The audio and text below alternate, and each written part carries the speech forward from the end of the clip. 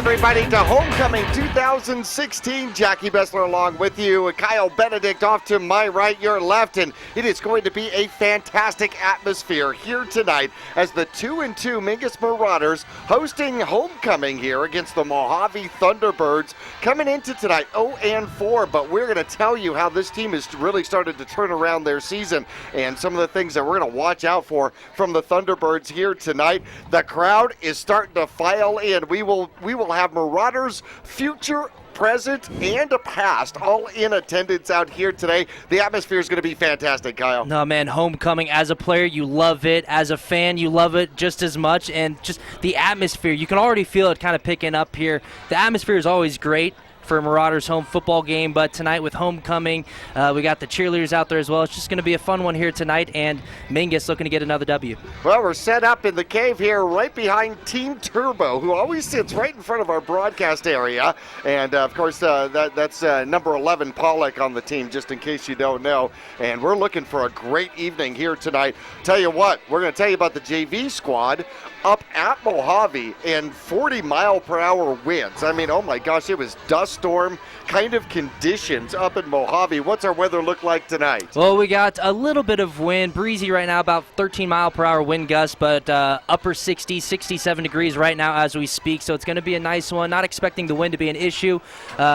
Clear skies, no rain in the forecast or anything, but as I mentioned, upper 60s, it's going to be a beautiful night for football. Perfect football weather here at Mingus Union High School as Old Glory is waving in the breeze out here tonight. Hey, we're going to get into our Vinny's pregame report coming up, and on the other side of this break, we're going to tell you about the two squads, what happened last week, and take a look at some of their stats. You're going to find it interesting. Join us on the other end of the break. We'll be right back.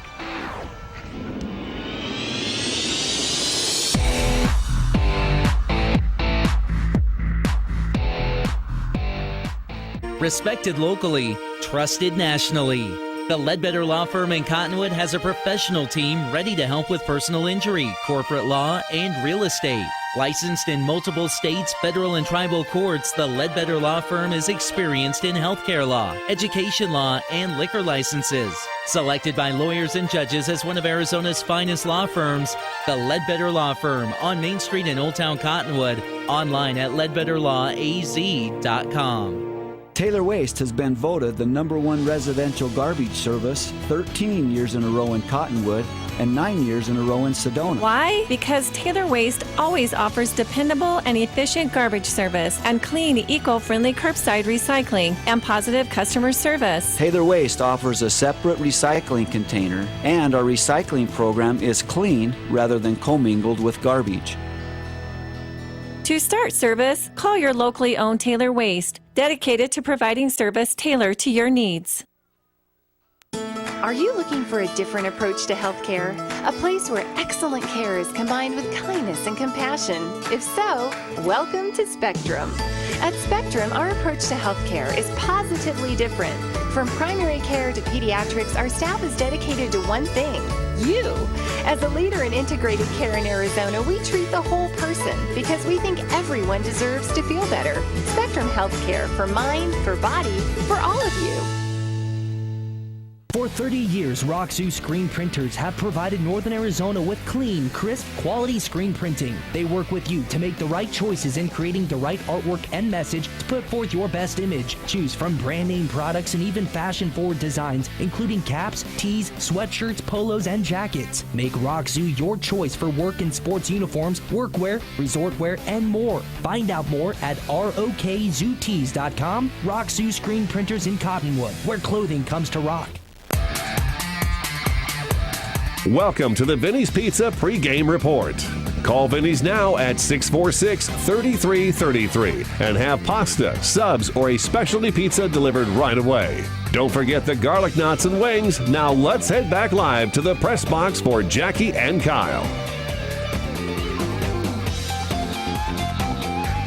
Welcome back to Mingus Union High School. Kyle Benedict is on assignment out here. He is going to find out some of the kings and queens and royalties coming up at halftime for Homecoming 2016. Jackie Bessler glad to be along with you. Hey, we want to say a big hello and a welcome back to our Phoenix correspondent who is back listening to us after a short little brief vacation elsewhere. And all of those that continuously tune in for Mingus Marauder football, thank you so much. You're in for a great game here tonight. Hey, let's take a look at some of the sports coming up this week for Mingus, as there's lots of things going on. Coming up, the 26th volleyball at Coconino, the 27th volleyball at Higley, golf versus Anthem Prep, Page and Prescott, and JV at Mohave, which was a fantastic game. We're going to tell you a little bit about that, as the Mohave squad, the JV squad, went up to Mohave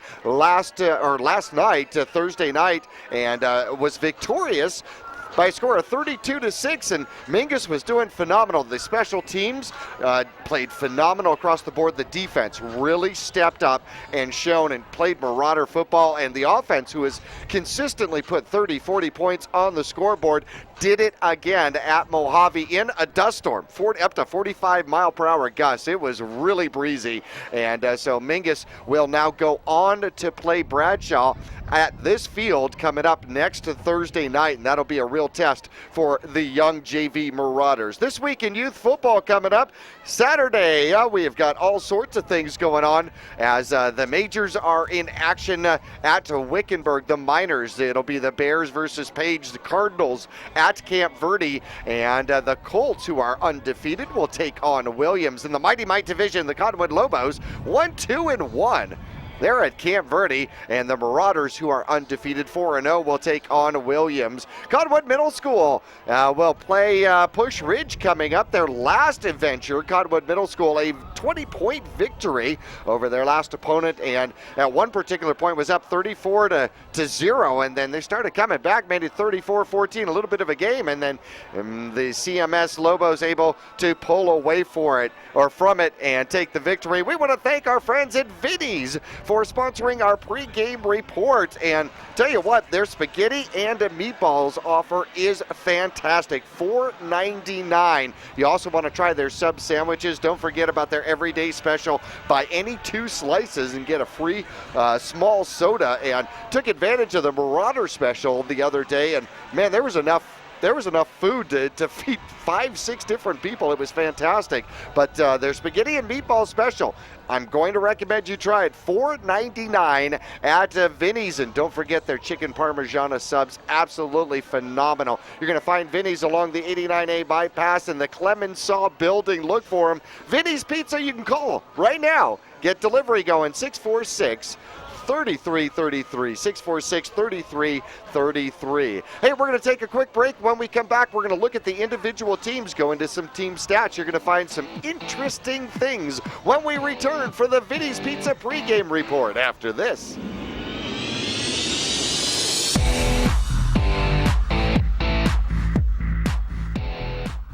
Since 1993, Rice Accounting has been assisting Verde Valley residents with their tax returns. A proud part of the National Jackson Hewitt Tax Service, Rice Accounting can prepare all state and federal returns. They can file electronically or prepare paper returns. They're open year-round to assist you with personal and business taxes, quarterlies, payroll, and account services. Please come on in to Rice Accounting Jackson Hewitt Tax Service. We're open year-round for all of your taxing needs. Thank you. You'll get more miles for your money at Reese's Tire and Automotive Tire Pros. It starts with matching the right tire for you, your vehicle, and driving habits. And continues with expert brake, alignment, and warranty services to extend the life and performance of your vehicle. And to serve you better, we now offer King Cobra custom exhaust systems. Find out more about our nationwide warranty at Reese'sTire.com.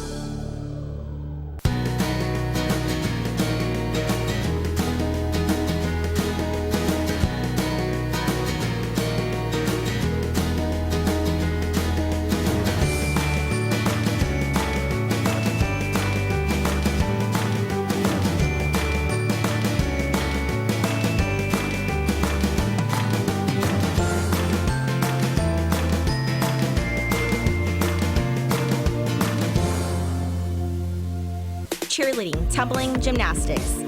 We are Flip City Gym. We have classes for boys and girls of all ages and skill levels. Flip City Gym offers competitive co-ed cheerleading with world champion coaches. Ask about tumbling and gymnastics. Or our health and fitness-based academic preschool. The only one of its kind in Northern Arizona. Enjoy open gym Fridays and Saturdays. Stop by for your free class or find out more at flipcitygym.org. They're here. Ranger XP 1000, the most powerful Ranger ever. General 4, the off-road's most popular new crossover. And Ride Command, connecting you like never before. See the best of 2017. Or grab a great deal on remaining 2016s. Get rebates up to $2,000 during the Polaris factory authorized clearance. Cottonwood Motorsports, located on Route 260 and Western Drive.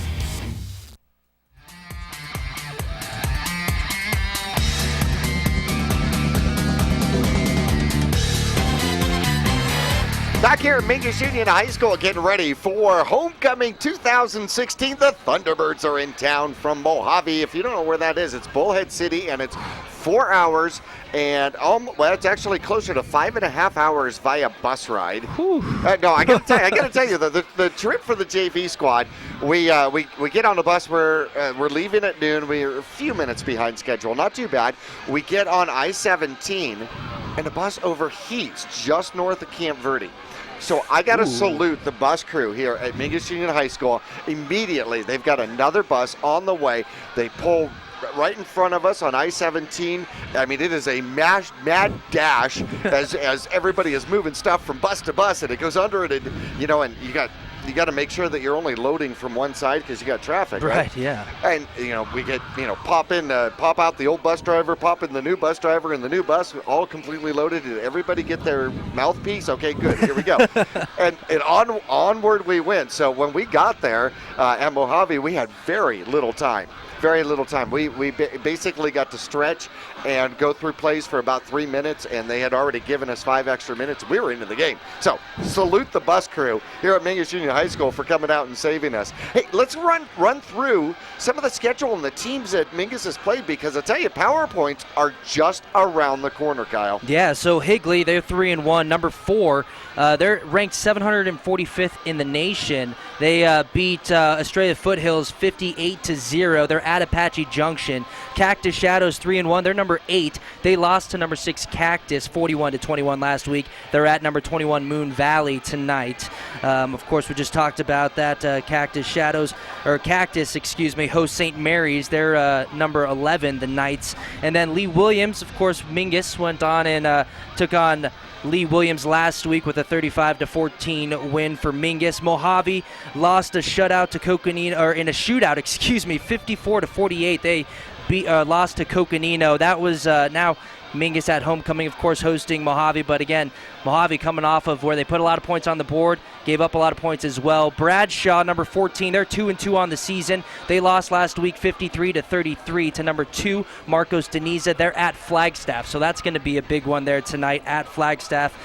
Prescott, number 17, 2-2 on the season. They had a come-from-behind victory over Moon Valley, 32-29. They're home versus Lee Williams tonight. In fact, they scored 13 in the final quarter to come back to win that one. The Prescott Badgers did. So, hey, kudos to the Badgers, and great job for the Grand Canyon region showing some strength there. Yeah, definitely. We mentioned Flagstaff. They improved to 3-1 after a 47-14 win over Cortez, and as we mentioned, they're hosting Bradshaw tonight. Coconino 2-2 on the season. They won in a shootout versus Mohave. Again, that number over 100 points in that game is ridiculous. And then Sunrise Mountain 4-0 on the season, number 3 ranked. They're number 622nd nationally. They had a 65-6 victory over Thunderbird. They host number 1 Saguaro tonight. What a battle. Yeah, that's going to be a good one there. That will be an absolute battle, and Saguaro's on the road for that. Saguaro ranked as the number 1 team in the state of Arizona, number 1 as far as all teams, all divisions in Arizona, and so that should be a fantastic battle. That's 1 versus 3 right there. Yeah, that's 1 versus 3, and you got 2 major powerhouses. So you've got Scottsdale Scottsdale Saguaro, excuse me, who was on ESPN at the beginning of the season, right? Versus one of the best quarterbacks in the state of Arizona, ranked number 1 or number 2. It depends. Them and Higley, honestly, back and forth. What was interesting was that shootout between Coconino and Mohave, a 54-48, and it was a ground game. It was a ground game for Mohave. Every single touchdown scored on the ground. It'll be really interesting as we take a look. Let's take a look at some of the stats this year for Mohave, the visiting squad here. Daniel Laughlin, number 1, is 10 for 26. He's got 212 yards, 1 touchdown, 2 interceptions, 61 carries, averaging almost 9 yards a carry with 532 yards, 7 touchdowns on the ground. Rushing-wise, 1,128 rushing yards for this Mohave squad. That is more than the known rushing team in the Grand Canyon region, the Mingus Marauders, who have 964 rushing yards on the season. It is absolutely unbelievable. However, we have heard that Mr. Daniel Laughlin will not be joining us here tonight and will not be on the field. Yeah, that's really gonna hurt Mohave. We look at his stats; he's really been kind of carrying that offense. And you mentioned the over 1,100 rushing yards on the season. He's their number 1 rusher, but then they're probably going to go to Holloway, who's the number 2 rusher. He's got over 300 yards on the season so far here coming into tonight's game. But Holloway, that's going to be their second option. And one good thing about, as we talked about with Mingus and some of the other rushing first teams, Holloway 53 carries for 306 yards. He's averaging 5.8 yards a carry, 3 rushing touchdowns, and then you have Lobato, who has 27 carries with 233 yards on the ground. So there's several guys on that team with over 200 yards rushing, but Holloway's going to really be the guy they lean on, I think, here tonight. We'll see. That's a bummer, the news that we got about Laughlin. Yeah. Hopefully he's going to be able to come back and rejoin his squad, and so a sophomore is going to take over the reins here for the Mohave Thunderbirds. And I watched Mohave versus Flagstaff, and I watched Mohave versus Coconino. It'll be interesting to see if Mingus goes in the air, because Mingus was able, both of those schools were able to actually score in aerial attacks. Let's take a look at the Mingus Marauders. Myers so far this season, 19 for 40, 422 yards. He's got 5 touchdowns, 4 interceptions, and his leading receiver is Juan Ruiz, number 18, 6 receptions, 122 yards, better than 20 yards per reception, 1 touchdown, and Mingus with over 1,368 yards on the season. Growth from the rushing, from the backfield, 52 carries with 410 yards. He is on pace for a 1,000-yard rushing season as he's through 4 games, right? Right. Okay, so he's better than 100 yards per game. Ruiz now 36 carries for 226 yards. Mingus has got 1,822 all-purpose yards here, so I told you it's going to be a battle. We're going to take a break, and when we return, we're going to take a little closer look at these squads playing here on Homecoming 2016.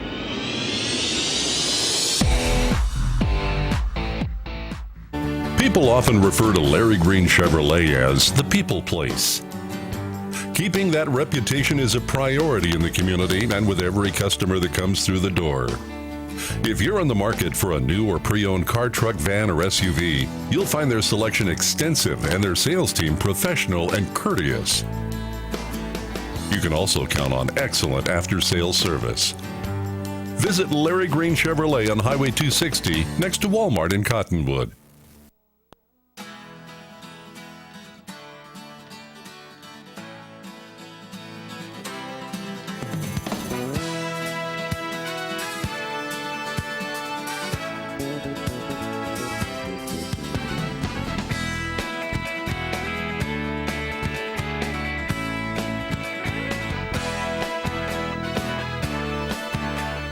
Our whole team is here to help you get the most out of each workout. Here at the Cottonwood Recreation Center.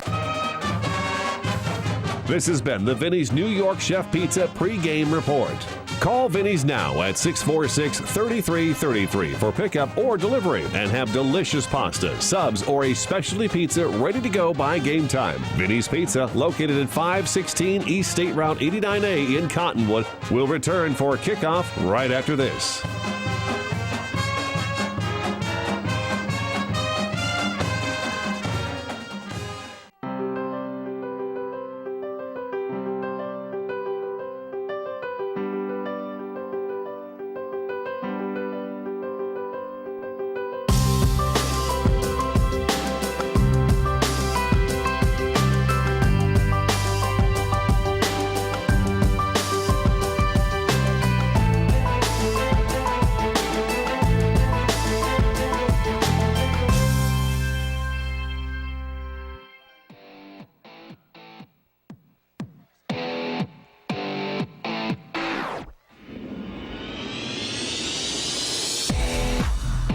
Back here at Mingus Union High School, and the national anthem just finished up. Ashley did a fantastic job a cappella here through the speakers here, and the Mingus Marauders out in their home red uniform. You'll notice the numbers are more, not just in the crowd. The numbers are more, as quite a few of the freshmen were brought up, as this is homecoming, so they got to dress out, and so there are a few parents that get to see their sons out here in Mingus Marauder red on homecoming, and I'm going to be one of them. You're one of their. Congratulations. That's very exciting. And exciting for these freshmen out there as well. Could you imagine homecoming, dressed and standing out there on the field for a varsity football game? It's got to be exciting for those kids. Putting in the work all summer long, all school year so far. Takes a lot of work, and these kids rewarded. Kendra Strack, Carter Scott. Let's see, we have got Jordan Vincent out there for the Mingus Marauders as captains. And, is that Nebraska? It is. Savato is one of the captains for Mingus for Homecoming 2016. And this is going to be exciting. Let's take a look at the starters for Mingus. Mingus is going to start with Trevor Galloway at left tackle. Left guard Jordan Taylor. Jordan Vincent will take over center spot. Charles Hardy, the right guard, and Carter Scott, the right tackle. Justin Link and Jordan Pollock will be the wideouts. The wingbacks, Alejandro Stabrith and Juan Ruiz. And in the backfield, Jason Groth, quarterback. Trey Meyer out here today for Homecoming 2016. Defensively, Mingus Marauders will change things up as you go to a running team. This is what we're going to see here tonight. It is going to be power football running. It really will, where you will have 2, 3, 4 different lead blockers coming at you from the Mohave Thunderbirds. This is old school ground and pound, and it put up 48 points against Coconino, and I guarantee you they're not changing anything here tonight. No, not at all. We talked about their rushing yards, over 1,100 on the season, and they're just going to try and wear down that defense. Now, Mingus has been in some battles on the ground with rush first teams already this season, but it's a little bit different. I mean, they're just going to try and wear down this defense throughout the game and hope that they can pick up enough to put some points on the board. And as you mentioned, they've been doing it all season long, putting points, especially coming off of last week against Up North. Man, a lot of points on the board there, so they can score. We'll see if the defense can stop them. Well, that has been, if there is a chink in the armor for the visiting Thunderbirds, it has probably been their defense, that they have not been able to keep people from scoring against them, and they have been vulnerable to aerial attacks. And ground game teams, if you think about it, ground game teams that are really focused on the ground game, that's what they practice all week long. So when you run into a team that can put the ball up and throw the ball a little bit, you know what? They're at a disadvantage. We don't practice that on Tuesday or Wednesday, and we try a little bit on Thursday. You know what I mean? So it becomes a disadvantage to a full running team, and so we'll see if the Mingus Marauders can go ahead and take advantage of it. Looks like the Mingus Marauders are going to receive the ball first here for Homecoming 2013 as we are getting close to underway, as Jesse has the cannon hidden somewhere, right? I saw him rolling it out there earlier, so it's going to be somewhere. Yep, he starts rolling the camera about 3 hours early, or the cannon about 3 hours early. Interesting formation for Thunderbird. They come out and they do not cover the entire field with their kickoff squad. And so they'll kick from the near hash, going from right to left on your radio dial out here. The Thunderbirds in their away white, the green helmets, Mingus, gray pants, and the red home uniforms with the silver helmets out there. So they're going to kick on the near hash mark and most likely try to put the ball to the inside of the numbers on the near sideline, and they bunch everybody from hash mark to hash mark. There is nobody defensively on the kickoff team from hash mark to sideline on the far side of the field. We're getting ready, and there is the kickoff. That's something they've done well, is kick deep and into the end zone. It'll be returnable. Here come the Mingus Marauders up through the middle. He breaks through, and Ruiz had, oh my goodness, he definitely had a lane. He'll get up to about the 38-yard line, and the lane closed on him just a little bit, but great starting field position for the Marauders. Yeah, that lane was just right in the middle of the field, and it looked like he was going to break through it. As you mentioned, that lane kind of closed as he was going through it, and and he was brought down by his jersey. He almost snuck out of it, but somebody had an arm in there and was able to pull him down. Ruiz down by his jersey. Here come the Mingus Marauders. They'll spread receivers to the near side and to the far side. One back in the backfield as they'll add a tight end to the far side. Handoff goes up the middle. Mingus looks like it might have been Nelson with the carry. 26 on the tackle. Good hit out there. And getting up and popping up. No, let's see. That might be Ruiz. Yep, that is Ruiz with the first carry of the game. And he'll pick up a good solid 6 as he'll get up to the 44-yard line. Juan Ruiz coming into tonight with 36 carries, 226 yards. He's got 3 rushing touchdowns on the year. He's also one of the receivers for Marauders. A keeper by the quarterback as Meyer stumbles to the left-hand side, bounces off of 1, gets outside the tackle to find a couple, and a hard-fought 2 yards brings up 3rd and 2 for the Marauders, almost at midfield. We mentioned it a little while ago, Jackie, that Mingus, they had a lot of success in the air last week. We were talking about preparing for Mohave on how they do that, but Mingus showed a lot of success in the air last week. We'll see how that plays tonight. 4 down linemen for the visiting squad, and a quick hitter goes up the middle. Good for the first down. They try to drag him back. Number 3 gets the tackle. Groth gets the first down as he'll pick up 4 and the first down, getting into Thunderbird territory. Another hard run there by Groth. As you mentioned, he's having a really good season so far, on track for 100 or 1,000 yards on the season. He's running hard here. They gave it to him on the second play of the game for Mingus. Been a couple years since we've had a 1,000-yard rusher. Mingus. Myers back, puts the ball up. Pollock's got a step, and he's got the ball. A great catch downfield as the senior Turbo gets the ball down inside the 7-yard line, and the ball was perfectly placed, perfectly thrown. And Pollock, who exited last game due to an ankle injury, back in full stride for homecoming 2016. Yeah, Pollock went out on a completion last week in the air. He jumped up for a ball and came down with it. Unfortunately, a defender came down his ankles, and we didn't see him the rest of the game. But that was a beautiful, beautiful pass by Meyer in stride for Pollock, who didn't even have to move, and it was right there in his breadbasket. Another huge gain for the Marauders. Mingus double tight now, hands off and up the middle, wandering for a couple. He'll get down to the 5, and Mingus will pick it up from there. Yeah, it looked like Groth just got tripped up as he got back to the line of scrimmage, and he had the hold there. You got to give the offensive line credit, who we've been talking about. They've been playing great the last couple of weeks, creating opportunities for these running backs, and the hole was there. He just got tripped up when he got to the line of scrimmage. Oh, pardon me, didn't mean to step on you there. Last week, the offensive line, the players of the game offensively. Man in motion, pitch to the outside.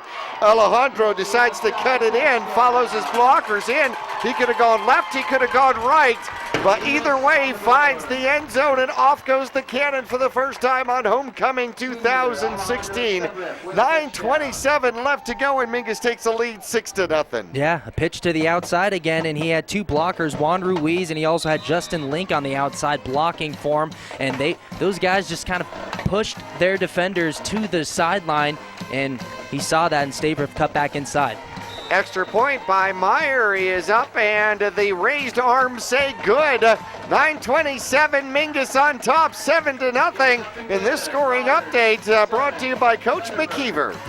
We'll be back after this.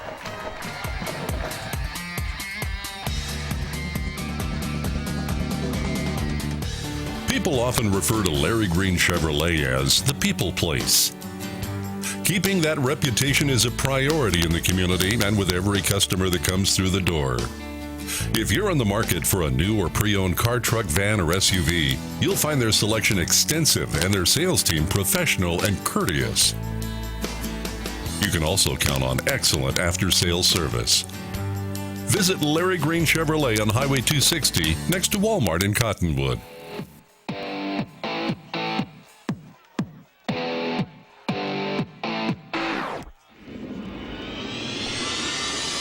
Mingus takes an early lead, first quarter action as Old Glory waves in the background here at Mingus Union High School. Trey Meyer is looking to kick off again for the Mingus Marauders. He'll spotted at the near hash mark, close to the near sideline, and boots it away. It is deep and into the end zone, and not getting any kind of a chance to return it out there is going to be Gavin Thwaites, a running back for the Mohave squad. Hey, let's take a look at Mohave as they come out here today. Offensively, well, we were talking about receivers. Blaine Izing and Nathan Beck will be starting wide receivers. Wesley McCall, one of the guards, halfback. Devin Lobato, we'll see him. Number 28, Warren Owen, is going to play a huge role for this squad. Eddie Ruiz will be tight end. And offensively, the quarterback taking over, Galvin Valdivia, a sophomore, 5'9" and 150 pounds out there. Double tight, and the flags will fly first as it appears as though motion. We'll see who they decide it's going to go against out here. Interesting, if you are watching Verde Valley TV, that's going to go against the Mohave 5 yards, so they'll start their drive with a penalty. But if you're here watching or you're watching Verde Valley TV, double tight, 4 men in the backfield. I told you this was power football. Yeah, that's exactly what it is. They're just going to try and run the ball up the middle. They bring one wide receiver off to the left now, but that's what they want to do, run the ball right at you. Low snap, they'll hand it off. 27 with the carry. He'll go to the right following his blocks, and he'll pick up almost what they lost on the penalty. Give him 3 on the carry out there for the young man. And you know, from a defensive standpoint, when you're playing a team that just there's so much commotion within the box, really, and they don't really put too many guys on the outside, it gets very difficult from a defensive standpoint. You have a running back, and he gets up there with pretty much the entire offense in front of him, and you're just trying to find him, and the hope for Mohave is that he can pop out through a little hole on the side or something. Double tight end on the right-hand side. They'll hand it off up the middle. Mingus able to sniff it out as Strack, Skelf, and other Marauders. It might even be McClanahan in on there as well. So 3 yards on Nicky Halliway's first carry of the game. And that is going to bring up a 3rd, and we'll have to call it 10. 3rd and 10. Or a really long 9. 8:26 left to go. Mingus leading first quarter action 7-0 here on KYBC AM 1600, 96.3 FM. All right, we've got receivers we've got backs on both sides. They will throw downfield. That is a throwing formation for this Mohave squad. The pass goes incomplete, intended to Beck out there. But when they bring both backs on either side of the quarterback, that is a potential throwing position or formation for Mohave. They tried to throw for the first time. It was there. They just didn't get it accurately. It was there, and Holloway, he's 0 for 4 in the air like that, but, you know, not much time passing the ball for him back there. High snap, decent kick, and it is returnable for Pacheco as he'll go to the right-hand side. Can't quite get away as the ball comes out, and Mohave thinks they have it. As let's see what the sign is out there. It appears as though it is going to go Mojave's way, and Pacheco comes off as his right arm is kind of hanging down there. I think he might be hurt out there as he may have gotten a stinger. He's going to go find Mr. Boyson, and hopefully Pacheco is going to be okay as Mohave takes over at their own 48-yard line. And there's the snap. They're going to run to the left. It's caught in the backfield and thrown down with a passion out there by Jordan Vincent. Number 37, Nathan Rizzo for Mohave, number 37 for them. He's the one who stripped the ball and came up with it. Number 37, that's Alderman, who had a really nice play. I mean, running behind the ball carrier, he caught up to Pacheco and just was able to strip that ball out and made the tackle as well, but the ball was on the ground and he was the one who came up with it. Here's the next snap. They're going to run to the right-hand side. They lose 3 on the first time. They get 0 on this one as Mingus Lobato gets the carry, but Mingus being very stingy against the run. Yeah, Mingus is, and we talked about last week at Galloway. He comes in here tonight, the leading tackler in the region, number 40, Galloway. He actually has 40 tackles on the season, so he's having a very great year so far for this Marauders defense, who as a whole, as a unit, have been playing really well. 3rd and 14 now for the visiting Thunderbirds. Ball at their own 45-yard line. There's the snap. They'll hand it off. No, quarterback will keep it, follow his blocks. Mingus able to get off those blocks, and a big hit on that sophomore quarterback. And number 56, Trevor Galloway, he is done playing the number change game. That'll bring up 4th and 10. The ball at the 48-yard line where they recovered Pacheco's fumble, and they're going to have to punt from there. Yeah, nice job for the Marauders, giving up no ground here for Mohave as they're forced to punt here 2 drives in a row. And they're going to kick, and it's going to come back. Mingus will take the receive and try the near sideline. Mingus on the run and getting up past the 30-yard line for the Mingus Marauders is going to be, looks Chaz Taylor. Yeah, however, the kicker is down, and that's right where they threw the penalty flag. Yeah, 2 Marauders came in there and were back there to block the kick, and it was almost a bang-bang play. They got dove to try and block that kick while the kicker was getting his leg through and making contact with the ball, and the referee threw the flag right away. He's walking off with a little bit of help, but both feet he's able to use, so good to see that, and they're going to call Mingus Marauders with this penalty. Kicker out there today, Kyle Buchanan. Penalty against Mingus. 5'9", 170 pounds. And it'll be the roughing the kicker penalty, which is 15 yards and an automatic first down.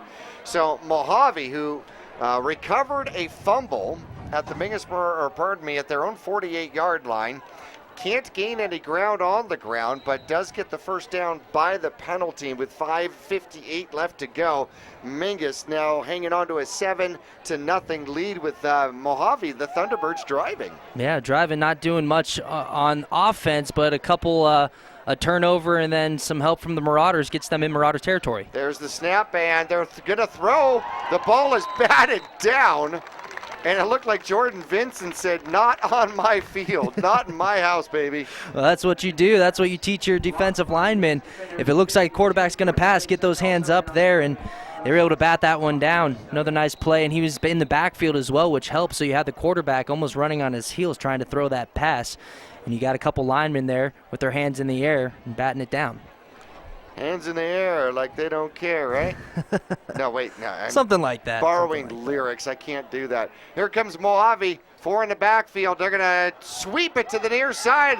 Their version of a jet sweep, and catching it from behind very quickly out there are the Mingus Marauders' Juan Ruiz. He is hard to get around. If you're going to be pretty darn fast to get around his corner, as they'll pick up 2 yards as they kind of go from their little sweep. And I believe that was Darren Alderman with the carry. That's only his 4th carry of the season. Yeah, Alderman, the senior, he's the one who recovered and stripped that ball from the Marauders on Mojave's first drive and got them the ball back, and that's what's keeping this drive for Mohave going. Different formation, double tight, 1 back in the backfield, but set up as a blocker. 2 receivers right side, and a bad snap, and down goes Gavin, the quarterback, as he has no choice but to cover it for a sack, a 7-yard loss out there. And who got in there first for Mingus? You had a couple Marauders back there, and they were trying to get on the ball, but Mohave Thunderbirds were able to get on it first, and I wasn't able to get a number on it in the backfield there as everyone was diving for the ball. But the turnovers, I think you touched on it, and that's one thing, Jackie, that Mojave's kind of had an issue with. They have 9 offensive fumbles so far on this season. They lost 9 of them coming into tonight's game. Lost 7 of them. From the 39-yard line, they're going to punt again, and their punter comes back and is able to get the ball down. A great punt, and boy, plenty of time as it wanders slowly into the end zone for the touchback. And Mingus definitely had the opportunity. Jordan Huey was back for the punt return, and we've got Pacheco on the right side sitting on the bench, and he's still getting worked on by Mr. Boyson. So Mingus will get the ball back at the 20-yard line, and it's not often you see 2 punts in 1 drive. No, it's not. That one Mingus holds on to as it rolls into the end zone, and they'll get the ball here. And, that's just for Mohave, it's tough. You get some help and you start driving down the field, and that's one thing that they're trying to do all game is just run the ball downfield, but they get help and aren't able to capitalize. Meyer, late pitch, near side. Growth gets the corner. He's past the 25 and off to the races. There's the 40, 50, 40, 30, 20, 10. Not going to catch him. The senior from Mingus Union High School puts an 80 spot on the board. That's how you get to 100 yards quickly, right? That definitely helps. If you look at the replay here on Verde Valley TV, he does this all himself. He gets one block there, nice block by his receiver, but he gets to the edge on the right side.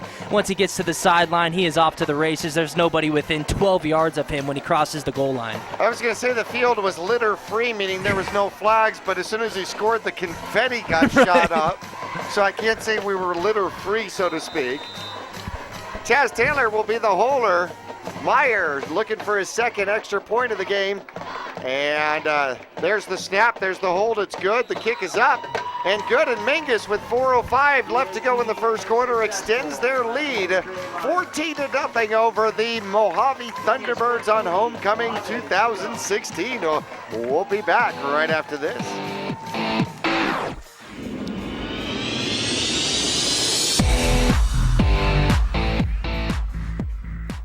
People always ask us, what does being a dealer for the people mean? Being for the people is a simple idea. We believe everyone deserves to drive a nicer, newer car. That belief drives the entire team at Oxendale Chrysler Dodge Jeep Ram to care more, to try harder, to work smarter. We're dedicated to helping you find or fix the perfect car for your life and budget. Whatever is keeping you from driving the car you want, we guarantee we'll try our best to help you. We're Oxendale Chrysler Dodge Jeep Ram, and we're a dealer for the people. Visit us at our store in Cottonwood or see all our deals at mattsays.yes.com.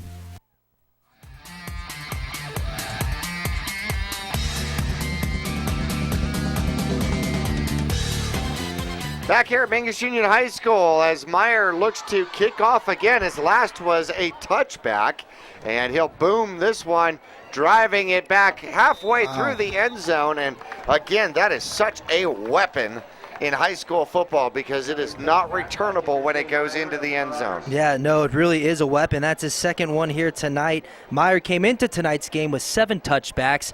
So obviously he's got 9 so far on the season, but that's just such a weapon. And you talk about, especially in close games, when you can do that, or if your defense is having some trouble stopping the offense, or you keep giving up good field position, having a kicker that can boot the ball into the end zone is just such a nice thing to rely on there at the end of the game, especially when you got close games. But Meyer puts it in the end zone again. Valdivia takes the snap, hands it off, and they'll try the right-hand side. Mingus will gobble it up for a short gain as they'll pick up about 2 on the carry out there. And so 22-yard line becomes the new line of scrimmage as Labata picks up 2 for the visiting Thunderbirds. And Mingus with a couple nice stops on the first 2 drives for Mohave. Mohave not able to do really anything on offense, and Mingus forced a couple punts on, I guess, the first drive, but it ended up being 2 drives for Mohave. But really Mingus playing well here tonight, stopping the run first. Here come the Thunderbirds as they'll hand off. They'll try up the middle. I'll tell you what, that hole was there momentarily, and then Mingus will chew it up. The ball comes out, but I believe it was a well called down. And coming off the bottom of the pile is Mr. Ruiz as they'll pick up about 3 as they go straight up the middle that time. Kind of a quick hitter, or their version of a quick hitter. So 3rd and 5 with the ball just past their own 25-yard line as we approach 2:50 left to go. Mingus on top 14-0 here in the first quarter. Here comes Thunderbirds again as they flank the quarterback on both sides. There's the snap. They'll hand off the second back. I believe the quarterback kept that one. That is deceptive when you've got all sorts of different counters going there.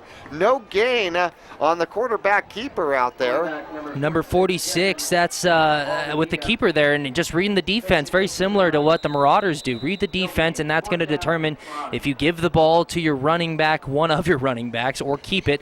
Quarterback decides to keep it there, but Mingus stops him. Another 4th down for Mohave, who's forced to punt.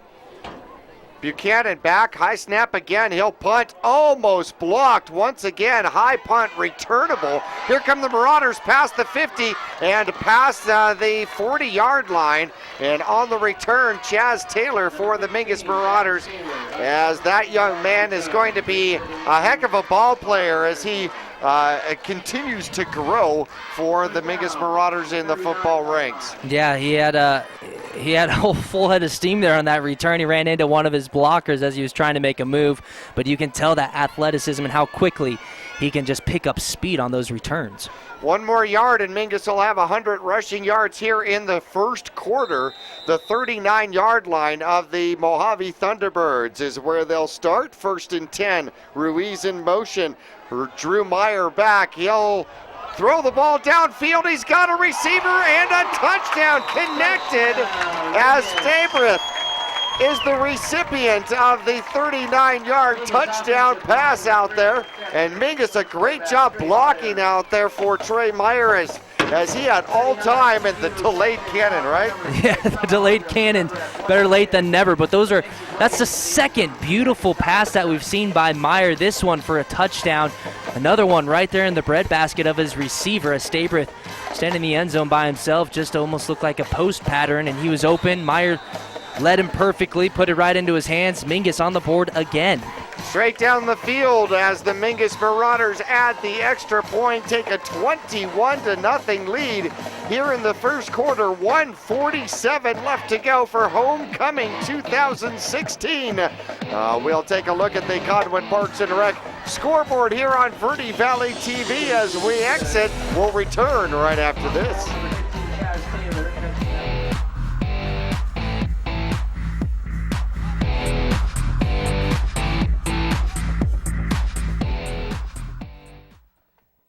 Taylor Waste has been voted the #1 residential garbage service 13 years in a row in Cottonwood and 9 years in a row in Sedona. Why? Because Taylor Waste always offers dependable and efficient garbage service and clean, eco-friendly curbside recycling and positive customer service. Taylor Waste offers a separate recycling container, and our recycling program is clean rather than commingled with garbage.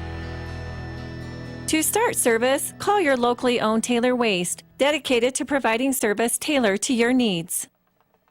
For 30 years, Roxu screen printers have provided Northern Arizona with clean, crisp, quality screen printing. They work with you to make the right choices in creating the right artwork and message to put forth your best image. Choose from brand name products and even fashion-forward designs, including caps, tees, sweatshirts, polos, and jackets. Make Roxu your choice for work and sports uniforms, workwear, resort wear, and more. Find out more at rokzootees.com. Roxu screen printers in Cottonwood, where clothing comes to rock.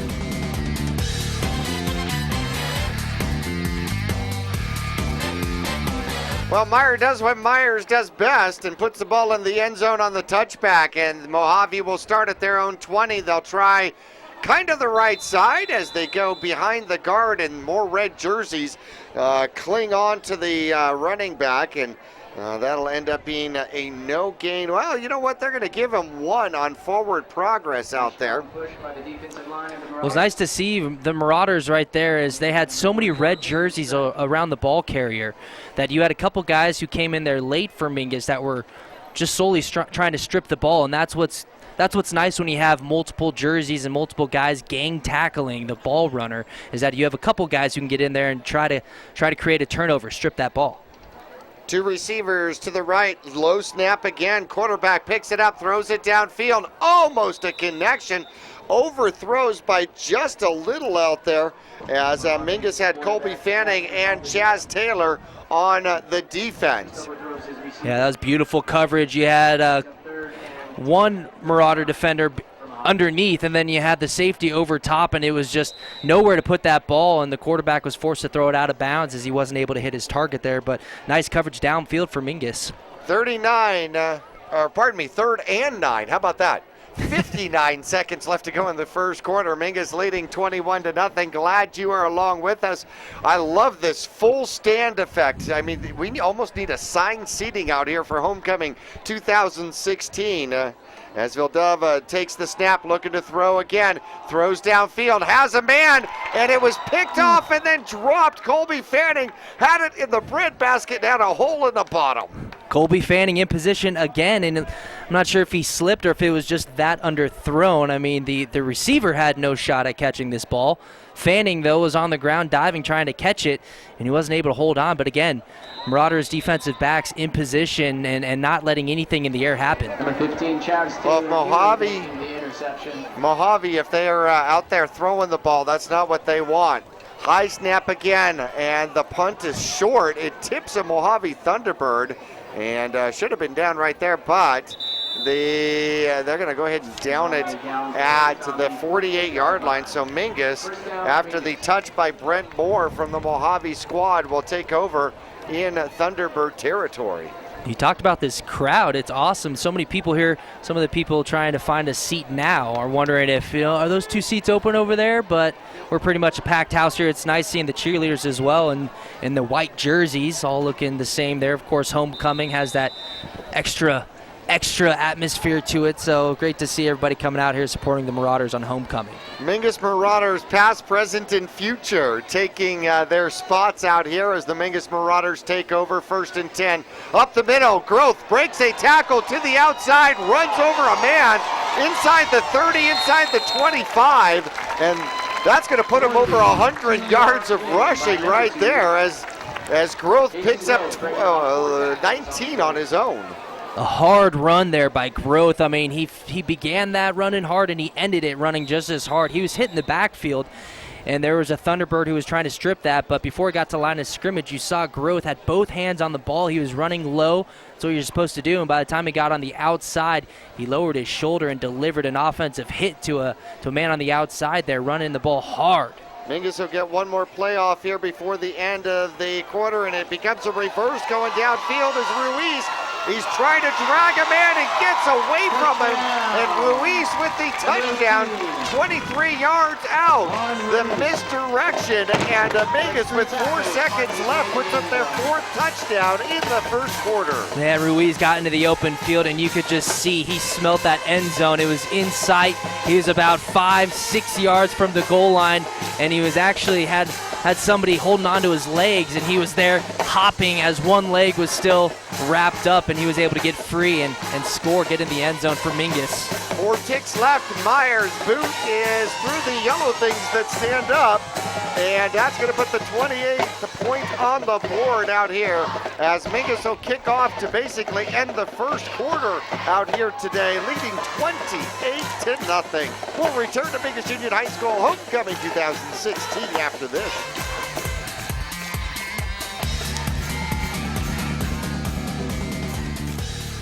For 30 years, Roxu screen printers have provided Northern Arizona with clean, crisp, quality screen printing. They work with you to make the right choices in creating the right artwork and message to put forth your best image. Choose from brand name products and even fashion-forward designs, including caps, tees, sweatshirts, polos, and jackets. Make Roxu your choice for work and sports uniforms, workwear, resort wear, and more. Find out more at rokzootees.com. Roxu screen printers in Cottonwood, where clothing comes to rock.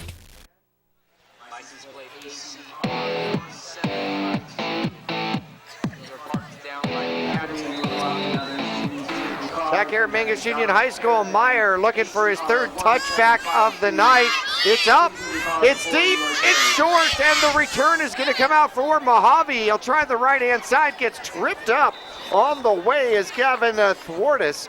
And the running back, a senior running back, gets his squad back out past the 20, past the 25, out to the 26-yard line. And that's where the quarter is going to end here at Mingus Union High School, homecoming 2016. And a team that put 500 rushing yards against Coconino last week is struggling to put up 12 rushing yards here against Mingus this week. Yeah, Mingus, their defense is actually, just playing so well here. Nothing offensively for the Thunderbirds. You mentioned it.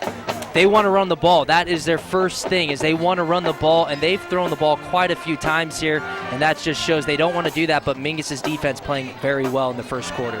Conwood Parks and Rec Center scoreboard says 28-0 as Mingus dominating here for homecoming 2016. And want to remind everybody that a major loss, Daniel Laughlin, the starting quarterback senior, who has the most amount of rushing yards and, of course, passing yards for the the visiting Mohave squad. As we take a look at the cheerleaders out here for homecoming 2016, the perfect reason to watch Verde Valley TV. That's Cable 1, Channel 56, and Sunlink Channel 2, as our seniors getting ready into the spirit for homecoming 2016. Give them a round of applause. McClanahan makes a tackle on a 1st and 10 for the Mohave squad as they'll gain 1, bringing up 2nd and 9. We were talking about how Mingus is just stifling this old school power football squad from Mohave. Yeah, Mohave, they've been trying to go up the middle, trying to go outside. They had a misdirection, just nothing's working. The running backs will flank the quarterback for Mohave. He'll take the snap and then he'll throw to the outside. Faked to one running back and then threw the ball to Bradley Jackson. And that was a little bit overthrown. However, Mingus pretty much defensed it well. Yeah, they did. It was just, that's another example of Mohave doing something that they're just not that comfortable, especially you mentioned Laughlin is their quarterback who's out for this game. And they're just trying to find what is working against this Marauders defense, and they have been able to find something that works. But it's still very early in this game, and as we mentioned, this is a team that has put up points so far this season. There's the snap. They will hand it off this time. He tries a lane to the right, and the big boys get a hold of him. That's going to be Trevor Galloway, Jordan Vincent, and McClanahan. And I'll tell you what, I don't want to be at the bottom of that pile. No, especially if you're on the ground before the pile starts being created, because those big boys falling on top of you, that is not fun at all. But good pressure there by the defensive line for the Marauders again, and even that second level is filling the holes and just plugging up any daylight that these running backs for the Thunderbirds have. Well, Lobato with the carry, and it brings up 4th and 7. Mingus almost a block again, as the punt will go out of bounds pretty much right at the Mingus Marauder 45-yard line. And Mingus will start with the first possession, their first possession of the second quarter. 10:25 left to go, leading 28-0. Mingus will start at the 46-yard line. I was wrong. 46-yard line is great position to start this drive as Mingus. That first half, we saw really a glimpse of what they did on offense last week. I mean, last week they were very balanced. Mingus was in the air and on the ground, and we saw 2 huge completions by Meyer in the air, 1 for a touchdown, and the offense been really balanced, having success on both aspects. 2 receivers to the near side. Here comes a pitch. Juan Ruiz with the carry, waiting for his blocks. He'll get around the corner, and he's gone. There's the 20, the 10, and a touchdown. A 45-yard pitch to the outside. Great blocking by the 2 receivers, and Juan Ruiz sets off the cannon again. 10-12 left to go, and Mingus takes a 34-point lead. Yeah, they have him out wide on the right side, and then he comes around from right to left, and they give the ball to him, and a couple of big blocks on the outside by the receivers. And once he gets to that edge, again, down the sideline, very similar to what we saw from Growth early on. They got to the sideline, and then it was all green grass and showing off the speed there for another Mingus Marauder touchdown. Meyer in for the extra point. It is up and good, and he will be 5 for 5 in the game. Also has a throwing touchdown.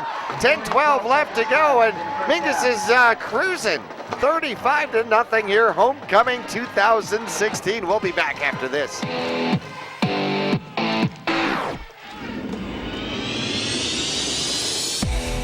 They're here. Ranger XP 1000, the most powerful Ranger ever. General 4, the off-road's most popular new crossover. And Ride Command, connecting you like never before. See the best of 2017. Or grab a great deal on remaining 2016s. Get rebates up to $2,000 during the Polaris factory authorized clearance. Cottonwood Motorsports, located on Route 260 and Western Drive.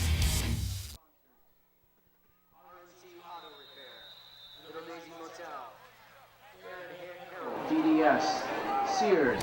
Trey Myers getting a lot of legwork out here today as he'll kick off from the far hash mark and put it deep, and it is returnable. Here come the Mohave squad, and oh, a huge hit. And Streck gets up and popped him on the shoulder, but Streck came through like a locomotive that just lost itself on the tracks. I don't think he broke down or stopped at all. I mean, he was just a full steam ahead, laying a hat on somebody out there. Nice play by Streck. Well, I guarantee you the returner stopped rather abruptly. Streck came in and hit him hard as Mingus is definitely pumped up for this. So Mohave will take over at their own 18-yard line, and they'll have their second possession here in the second quarter. So far, they have definitely struggled. So quarterback's got two running backs in the backfield looking to throw the ball. He'll throw it to the outside, pops off the hands, and falls harmlessly as Nathan Beck, the intended receiver. Yeah, Beck, he had him too. He was open, and that one was just off of his chest. Almost caught that ball and let it get too close to his body, and it just bounced right off of the shoulder pad chest protector right there, an incomplete pass. And we've seen a couple opportunities for the Thunderbirds in the air where it's just either underthrown or a missed ball, but they have found some holes in the Marauders defense in the air. They just haven't been able to complete any passes. Once again, flanked by two running backs in the backfield. Quarterback will take the snap, and this time he'll keep it himself as he goes around the corner. He's got a first down and more as the Mingus Marauders are able to corral him up at the 35-yard line. But the best play from the line of scrimmage for the visiting Thunderbirds, 17 yards on a keeper by the quarterback, Valdiva.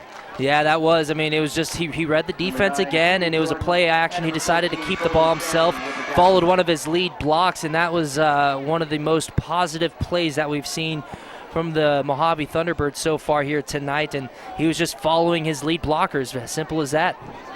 1st and 10 out there. Mingus showing a 6-2 defense, and there's the snap. They're going to try to the near side. Jordan Vincent's got a hold of him, and Streck will help finish it up as the ball is run by Bradley Jackson out there.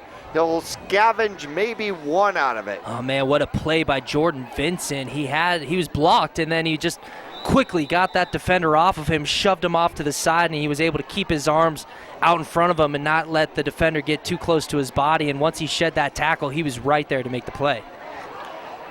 Jordan Vincent turns around, plays defense. He's also the center for the Mingus Marauders. It is hard to get off his block, and it is hard to block that young man.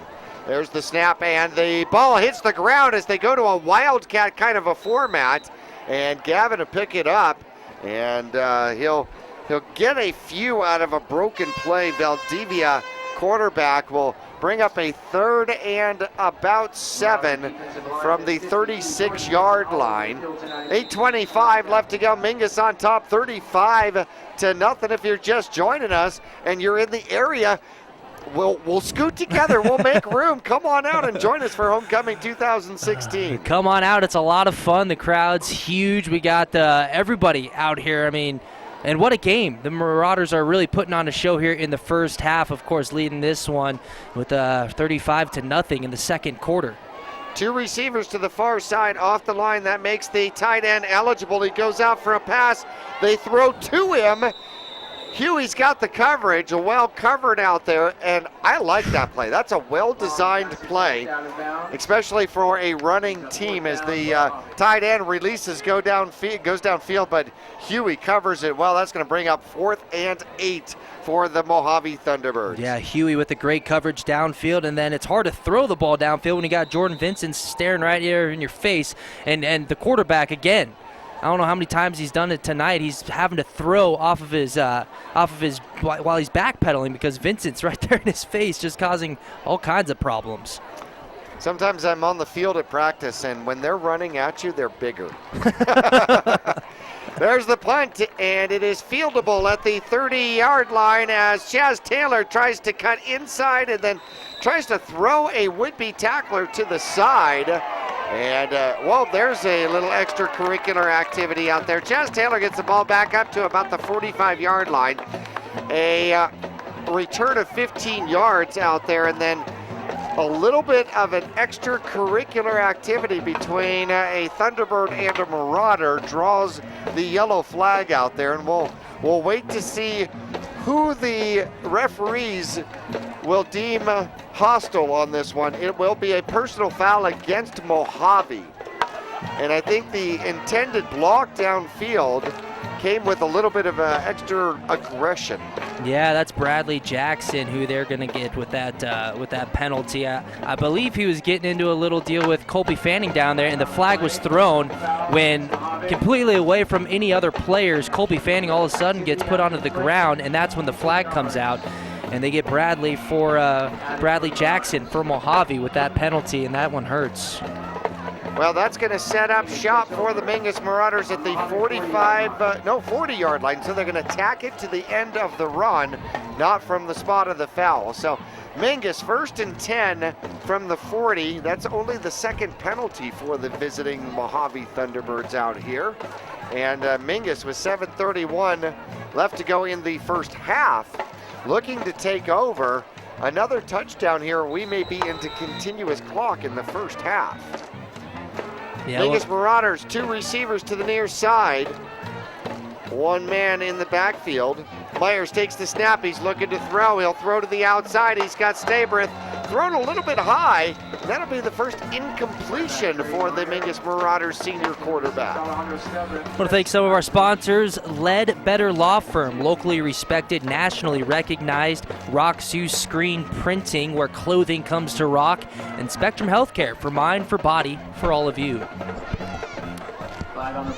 Flag on the play is going to go against the Mingus Marauders. A hold kind of deep in the backfield, and that's going to basically give pretty much the penalty yardage back. Now, interesting, the marker's at the 50, the ball's at the 45, so it would be a 10-yard penalty 5 yards behind the line of scrimmage, or now we're going to figure out whether or not they want that. Yeah, they're going to move the box back to the 45-yard line. So it, in all essence, ends up being a 15-yard penalty, as the holding 5 yards deep will move Mingus back to their own 45-yard line. So it's 1st and 30. 1st and 30, yeah. 1st and 30, and Mingus will go to a tight formation, double wing growth in the backfield. Stabrith on the move. They're going to reverse it. Here comes Ruiz. He's past the 50. He's trying to get to the outside. 1 man to beat. They'll get him down, but he'll pick up that 30 and a few more. Give him 33 on the carry. And the misdirection and the second running back coming through the hole with a gaping hole to the near side. And great blocking scheme by the Mingus Marauders. And that picks up 33 on, 1st and 30. Yeah, another big hole in the middle of the offensive line created by the Marauders' offensive line. And that one's just so tricky because they send Stabrith in motion from left to right, and then they fake it to growth right up the middle, and then you have Ruiz coming from the right side of the field on the misdirection up the middle right through that big hole that was created by the offensive line. Myers will take the snap, send Stabrith in motion, and they will hand it off to Growth, who somehow skimmies out of a tackle. Slithers is more like it and picks up 2. Give him 3 on the carry. By the way, 2 Mingus Marauders now over 100 yards in the first half. Juan Ruiz did it on 4 carries. Jason Growth, not to be outdone, did it on 4 carries. But Ruiz has 107 yards and Growth has 105. And now he just got 3, so now he has 108. Ooh. So, this is going to be a battle. Couple big runs already by both of those guys so far tonight.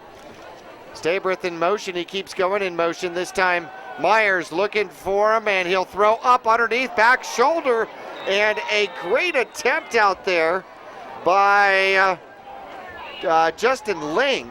to try to come back to that ball as Meyer gets pummeled at the end of that play, gets up hobbling a little bit, and he's gonna limp and gimp his way back to the huddle out here. Myers underthrew the ball a little bit. I think it was intended. He intended to get to the back shoulder, and Link almost got his body turned around to get that. Yeah, that was a very tough play for Link. I mean, when you got a quarterback throwing your back shoulder and it's underthrown on top of that, you have to actually turn your whole body around back towards the line of scrimmage to come back and make that play. Link was unable to do that. Sounded like some fans wanted maybe a PI call. 3rd and 6, and Mingus will go back to that reverse. Ruiz sidesteps, picks up the first down. He's down to the 10-yard line. They're going to say he stepped out at about the 11-yard line. So Ruiz picks up the 6 they need and give him another 8 on the carry. Went right back to that little reverse play out there. Yeah, that was Stabriff on the carry there. And he had a nice little stiff arm there at the end of the play to kind of almost push himself out of bounds as he couldn't get to that corner. Well, that's the way to avoid a hit. Yeah, that is true. You know, and as you get to game 5 in the season, sometimes avoiding some hits, that's not bad. That is not bad. That's one less bruise for films on Saturday morning. Mingus with receivers spread wide to either side. Myers will take the snap. He'll hand it off to Groth, and Groth battles his way inside the 5 and down to the 7. Not to be outdone, as we have got a rushing battle going on between Groth and Ruiz at the moment. Ruiz leading 121 to 116. Wow. And Groth's looking at this. He goes, "Wait a second. The ball's at the 3-yard line. I can't pick up 5 yards to tie." So, do we get, if he gets 2 yards into the end zone, do we give him the 5? Ooh, he might say he might try and persuade you to do so, but I'm pretty sure all of our offensive people would. Yes, Groth's going to get the ball. He gets wrapped up. A great job by number 59 as he denies Groth the touchdown. Give him 1 on the forward progress. So 2nd and goal from the 2, as a great tackle out there and great effort from the Mohave player. Yeah, you know, it was just penetration. We've seen them a couple times here tonight, a few times just getting into the backfield. Whenever they've been able to get into the backfield and make that first contact with the runners behind the line of scrimmage, that's when they really prevent these big gains. But they've only been able to do that a couple times tonight. One man goes in motion. They give the ball to Groth, who shimmies his way to the left, just slides off a block like you would in Sedona's slide rock, and gets into the end zone, putting 41 points on the air. He was stopped and just able to slide off to the left and find the end zone. 2nd rushing touchdown for Groth in this game against Mohave. Yeah, sometimes it's a good thing to bounce off of your block, because clearly he was trying to go somewhere where there was no hole, and he got a little help there from his offensive lineman. Myers helps himself to the 6th extra point in this one here in the first half. 4:23 second quarter action, and Mingus is on top by a score of 42-0 over the Mohave Thunderbirds. We'll return for the Mingus Marauder kickoff after this.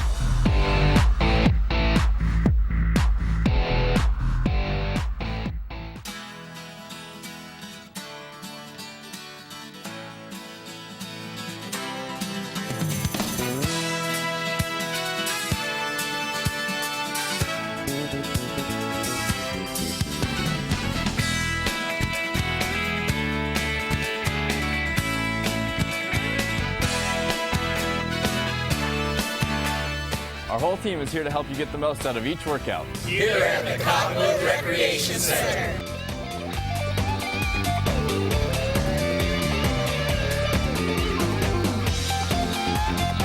Back here at Mingus Union High School, 42-0. Our score, Mingus looking to kick off again. Myers tees it up and boots it away, and this one will be returnable down to the 1 as the Mohave Thunderbirds try the far sideline. He skimmies away, and down the sideline he goes and is pushed out of bounds. Jordan Huey got an arm on him, but not too much of a shoulder. And a great return out there for the Mohave Thunderbirds as they're going to mark that at about the 43-yard line. This might be the best starting position for a drive, with the exception of the fumble recovery that ended the Mingus Marauders' second drive. Right, yeah, and that was number 37, Alderman, on the return, and he had a little stutter step. He stopped for a split second once he got the ball and just let his blocks develop, and then he hit the sideline quick and had a very, very nice return. Merrow gets off the field just barely. They're going to hand the ball up the middle. Mingus will collapse it. Bradley on the run. And Mingus stops it for a short gain. And it looks like McClanahan getting off the bottom of the pile. Streck pops him on the backside. And Streck goes, okay, I gave you that one. I'll get the next one. So 1 yard on the carry. It's Bradley Jackson's second carry in the game. As they flank the quarterback.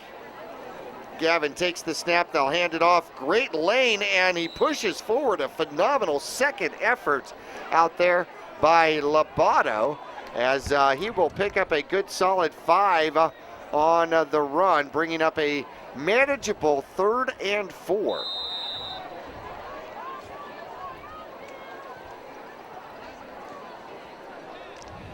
Mingus has got Jimenez playing the far side corner, Colby Fanning on the near side. Mingus will go into a 6-2 as they're just daring Mohave to throw the ball. And Mingus will jump. Looks like Trevor Galloway got part of that big frame a little bit too much forward, and that's going to be a first down via penalty. I'm wondering if he had that momentum kind of falling forward and he wasn't able to pull himself back with that big frame of Galloway, but it's gonna benefit the Thunderbirds here. Keep the first down. Second first down via penalty for Mohave, as they'll look to take the snap. They'll run it to the near side. And far side. They'll follow a great block by Owen. And then a late flag comes in. Ruiz with the tackle. And he'll be a great sportsman and give the quarterback Gavin a pop on the head, telling him a great job. It'll be a gain of 1. And it looks like the penalty's going to go against the Mingus Marauders. So personal foul against Mingus, and that'll add 15 to it. So back-to-back penalties, and Mingus is racking up the penalties here. Yeah, this is very similar to the very first drive of the game for the Thunderbirds. Getting some help from the Marauders, moving the ball downfield. Now all of a sudden they're in Marauders territory here, and really, really wanting to get points on the board before halftime. Is Thunderbird as the clock's winding down, close to 2 minutes left. They've got all 3 of their timeouts if they need to use them. Quarterback's looking to throw. He's got a man and thrown just a little bit behind him. That would have been a great back shoulder kind of throw. Jimenez did not react, as the receiver never actually reacted or responded to the ball, so Jimenez was running right after him and did not respond either. Yeah, Jimenez, perfect position right in his hip pocket, and he was in such great position that he's looking right at the receiver's face, and the receiver just never turned around for the ball, and so Jimenez just kept running with it, and the ball was underthrown. Next thing you know, the whistle's being blown.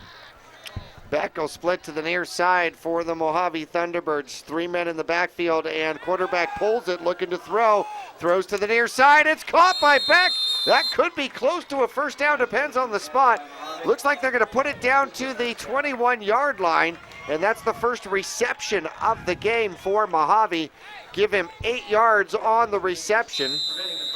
And a 3rd and 2, time becoming a factor, but Mohave does have all 3 timeouts, I believe. Yeah, Beck going up to get that one and bring it down for completion, but a nice tackle by Colby Fanning to prevent a first down and bring up a 3rd and short for the Thunderbirds. 1:10 left to go, not a hurry-up offense, as they will hand it off, follow the left-hand side. That should be enough for a first down as he gets down to about the 19-yard line. And let's see where they spot it. No, sir, they're going to call it short. So 4th and some. 4th and maybe about a half a yard with 54 seconds left to go. And it looks like Mojave's going to take a timeout to talk about it. We're gonna go ahead and keep it here. As no, they're going to go over as they're going to measure. How about that? Is it close enough? I know it's short. Told you it was short, but less short than I thought it was short. Wait, does that make any sense? So less than a yard, but we're down to more like inches, 4th and inches. And it looks like Mohave did indeed take a timeout to go ahead and talk about it. First trip to the red zone for the Mohave squad, who is down trailing here in the second quarter, 42-0 with 54 ticks left to go before the homecoming halftime. And do you know anything about our senior class king and queen court out here? Who's in the running? We got a few people in the running. Of course, we have to wait and find out and see who's going to take home the crown. But we got Autumn Stanton is up for homecoming queen. She will be escorted by Charlie Fury and Twyla Colbeck. Well, they're going to go for it. They're going to hand it off. Lobato goes through the hole, and a great push as the squad from Mohave, a 5-hour bus trip, gets the first down, and they are inside the Mingus Marauder 15 down to the 13. And quickly, they do not take a timeout. They're going right back to it out there.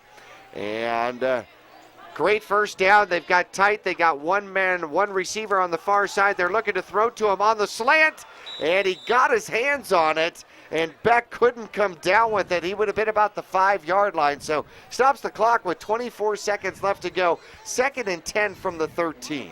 Yeah, he had to go up for that one again as well, just unable to bring this one down from the air, but doesn't do too much damage. Of course, they would like the completion. But we'll see what happens here as the clock is ticking down to 10 seconds. Interesting. I wonder, I'm not kind of wondering why the clock is rolling on the incompletion. And, okay, they're going to stop the clock and get an explanation out here. It looks like it's going to cost them a timeout to get an explanation. And wondering whether or not we, with 42 points, whether there was a continuous clock. But they're going to put 5 ticks left back up on the board. And that will give Mohave, well, pretty much one play here from about the 13-yard line.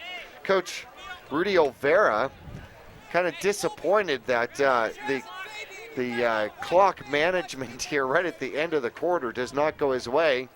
And it appears as though Beck is going to be the holder, and Mohave is going to go for the the field goal here. They're going to mark it at the 21, so this would be a 31-yard attempt. There's the snap. It's a good hold. It is up, and it is good. Mohave is on the board. The three-pointer out there by the kicker from Mohave puts his squad on the board here for homecoming. Kyle Buchanan gets the field goal, and that might, I'm going to have to check the stats, might be the first field goal he's got this season. So we're going to go into halftime. They put 20 minutes on the board here at Mingus Union High School, and the Mingus Marauders leading over Mohave, a score of 42-3.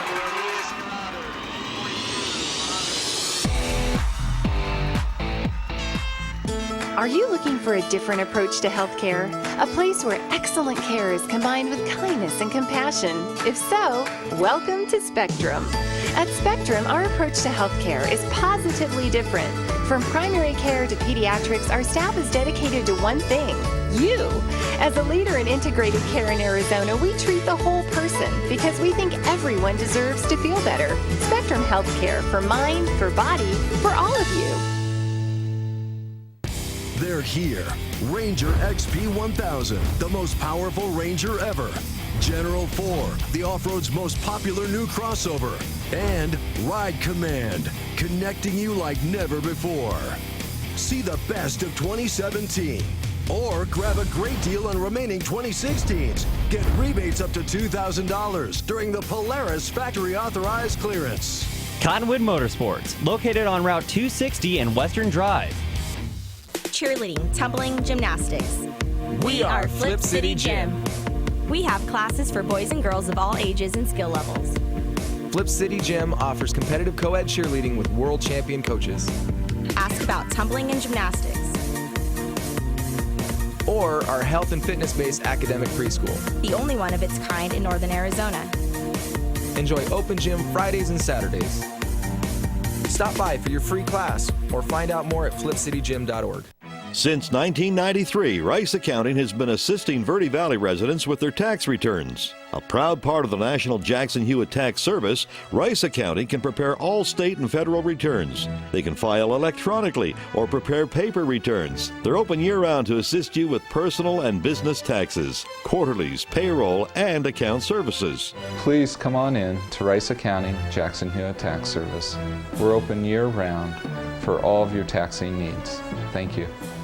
Welcome to the Halftime Report, brought to you by Oxendale Chrysler Dodge Jeep Ram, your dealer for the people, located on 89A in Cottonwood or online at mattsays.yes.com. Stick around for the first half recap, including Marauder highlights, scores, and stats. Now let's head back live to the press box for Jackie and Kyle.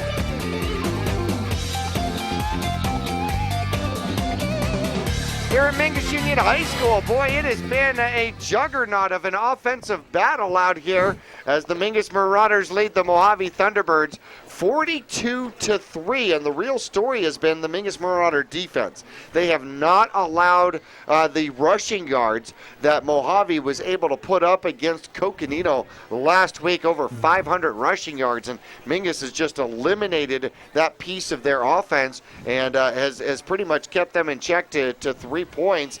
But meanwhile, they have been able to throw the ball, run the ball, pretty much at ease for homecoming 2016. Hey, before we get into individual stats and before we get into some of the highlights, tell me, if you will, a little bit about some of the homecoming kings and queens and who is on the agenda out here for the senior squad. Well, we're talking about our senior squad. First homecoming queen nominee, Autumn Stanton, and being escorted by Charlie Fury. And then you have Charlie Fury, of course, escorting Autumn. And then the second homecoming queen nominee is Twyla Colbeck, escorted by Victor Hurtado, and then you have Kiana Kreiner and Gus Henley. So those are some of the couples up there that we'll see at halftime. Now those are the seniors. These are the seniors, yeah, of course. So, yeah. So we got a Mingus Marauder football player there with Furry, and a Mingus Marauder baseball player with Gus Henley. And so you got two of the Mingus sports squads represented, and that's on the senior end. And as we go through our halftime report, brought to you by Oxendale Chrysler Dodge Jeep and Ram, we will get into the juniors and the sophomores and the freshmen, and we already know who's won those, but we don't know who's going to be king and queen as of yet. Let's get into highlights here in the first half. Mingus scored first, second, and often out here in the first half. Mingus got it going with a pitch to the outside. 5-yard pitch to Stabrith gets the Mingus Marauders on the board. Meyer perfect with all of his extra points out here this evening. 4:05 left to go. Mingus would score again. This one an 80-yard breakaway as Groth hits the outside, gets a block, splits the Thunderbirds, and down the sideline he goes, 80 yards. Good for the touchdown. Myers with the extra point. Still first quarter with 1:47 left to go, and Mingus would get a 39-yard pass, an aerial attack, as Meyer would find down the field Stabrith for the reception. Myers gets the extra point. It was 21-0, and then with 4 seconds left to go, Mingus would score again, and this time a misdirection out there on the field as Ruiz would get the ball, go the opposite direction, here's the pitch. He'll get to the outside and get around the corner, and Ruiz picks up the 23-yard touchdown, and it would go to a 28-0 score at the end of the first quarter. Second quarter action, Mingus would get the ball right back and score with 10-12 left to go. A 45-yard pitch to Ruiz to the near side, and he would add to it. It was 35-0. And then a 2-yard dive by Groth as we take a look at Chaz Taylor out there for the royalty, the court. Groth gets the dive, and we're going to get back to some of the pitchers on the field here. And then with no time left, the 3.31-yard field goal by the visiting Mohave squad. And that put the visitors on the board here at halftime, 42-3, as we go through our nominees out here. As they're going through and announcing some of the names we just gave you here for the homecoming king and queen, and in the junior squad and the sophomore squad, we already know who has won those particular battles, and there's also at least one Mingus Marauder uniform out there. Yeah, as you mentioned, it's always great. It's got to be a little bit of a challenge if you're a football player out there and you're also up for royalty. You kind of get a chance to sit out of the halftime speech, and of course this would be a good speech there for the Marauders in the locker room. But yeah, nice to see some football players representing. You mentioned a couple baseball players as well, so get some of the athletes in there. Well, certainly so, as it's an exciting time with homecoming. The dance coming up tomorrow, and the king and queen will be nominated here, and it'll be absolutely awesome. Were you ever homecoming king? No. No? No. I was nominated, but I lost. Yeah, thanks for bringing that up, Jackie. I appreciate it. Hey, at least you got nominated. Yeah. You were in the running, right? I was in the running, yeah, but... Yeah? You didn't have to, nominate yourself, did you? No. Okay. No. I voted as many times as I could for myself, right? No, I was nominated, but didn't win. Hey, no, that's okay. That's okay. Hey, nominations are fantastic. And it becomes a popularity contest. It really does. But, one of the things that I absolutely love is a lot of times the nominations aren't strictly on that popularity contest, but a lot of times, the population from the school will really pick those individuals with fantastic character. Right. They really will. And I have seen a lot of nominations that have gone that way, and absolutely love it. And that's part of the high school experience, It really is. And and then you get an opportunity to talk about the young men and women, what they're going to do, what their plans are for after college or after high school, I should say. And it's just a fantastic time to be young. It's fun for the nominees, fun for the school, because then you see your friends up there and you get to vote for whoever you want to, and it's just overall homecoming time or any time around prom.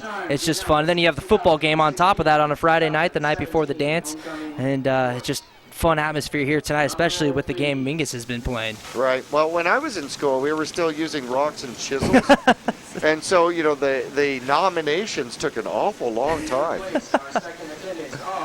All right. All right, second attendance. Gus Henley was announced as one of the second attendants out there. And second place, our first attendants are Autumn Stanton and Charlie Fury.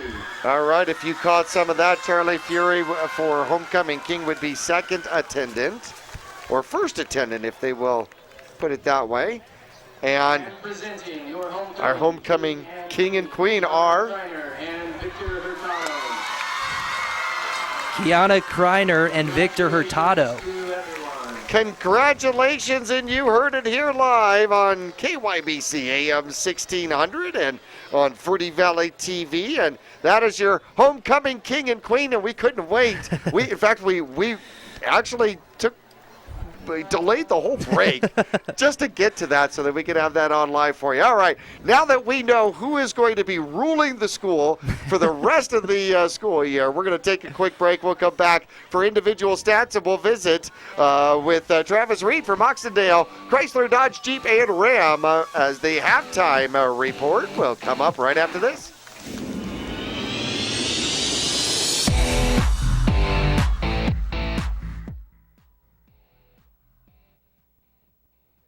Being for the people is a simple idea. We believe everyone deserves to drive a nicer, newer car. That belief drives the entire team at Oxendale Chrysler Dodge Jeep Ram to care more, to try harder, to work smarter. We're dedicated to helping you find or fix the perfect car for your life and budget. Whatever is keeping you from driving the car you want, we guarantee we'll try our best to help you. We're Oxendale Chrysler Dodge Jeep Ram, and we're a dealer for the people. Visit us at our store in Cottonwood or see all our deals at mattsays.yes.com.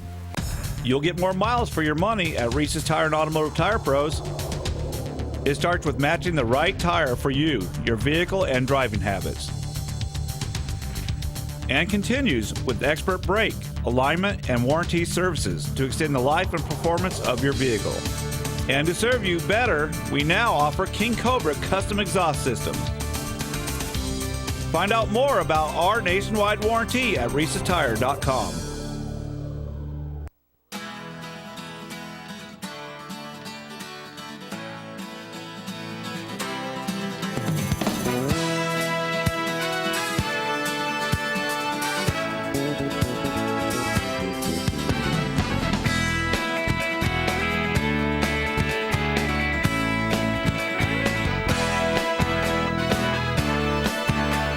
Our whole team is here to help you get the most out of each workout. Here at the Cottonwood Recreation Center. Taylor Waste has been voted the #1 residential garbage service 13 years in a row in Cottonwood and 9 years in a row in Sedona. Why? Because Taylor Waste always offers dependable and efficient garbage service and clean, eco-friendly curbside recycling and positive customer service. Taylor Waste offers a separate recycling container, and our recycling program is clean rather than commingled with garbage. To start service, call your locally owned Taylor Waste, dedicated to providing service tailored to your needs. For 30 years, Roxu screen printers have provided Northern Arizona with clean, crisp, quality screen printing. They work with you to make the right choices in creating the right artwork and message to put forth your best image. Choose from brand name products and even fashion-forward designs, including caps, tees, sweatshirts, polos, and jackets. Make Roxu your choice for work and sports uniforms, workwear, resort wear, and more. Find out more at rokzootees.com. Roxu screen printers in Cottonwood, where clothing comes to rock.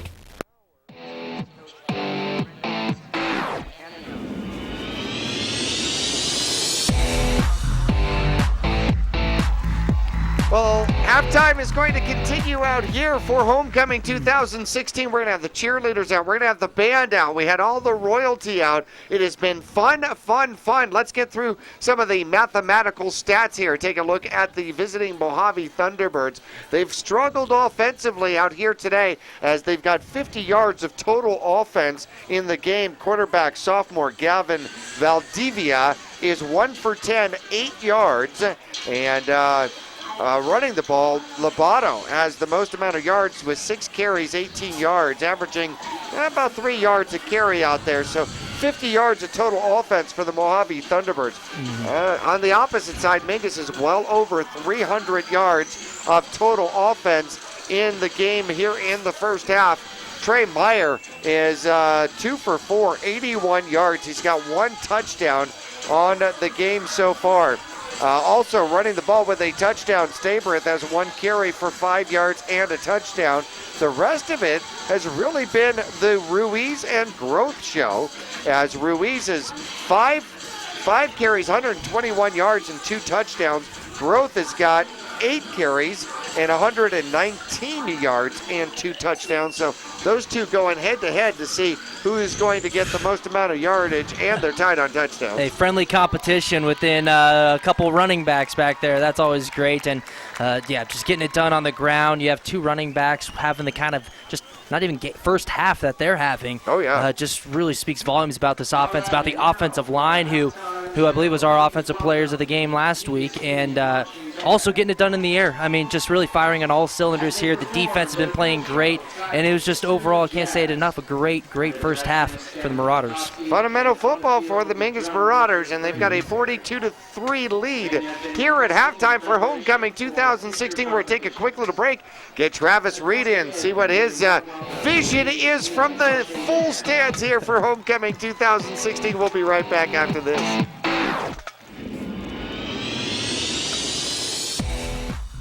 Cheerleading, tumbling, gymnastics. We are Flip City Gym. We have classes for boys and girls of all ages and skill levels. Flip City Gym offers competitive co-ed cheerleading with world champion coaches. Ask about tumbling and gymnastics.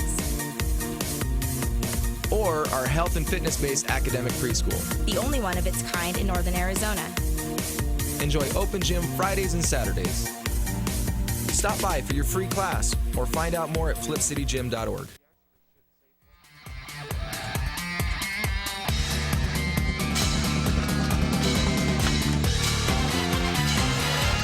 Here we are are at halftime. The Oxendale Chrysler, Dodge, Jeep, and Ram halftime report. Travis Reed joining us. And hey, what's been the feeling out there for homecoming 2016 in the stands? Well, I tell you, the Mingus Marauders are putting on a show. They are. But it's interesting when we're playing football. It's just a couple of missed blocks and missed tackles, and that's the difference in the game. Even though it's one-sided, but the stands are great out there. A lot of energy and a lot of people out here supporting the home team tonight. You know what I love is you get to see former Mingus Marauders coming through here. You see future Mingus Marauders, even the little tiny ones out here all supporting Mingus for homecoming 2016. It's a perfect atmosphere. It is, and it's a great night.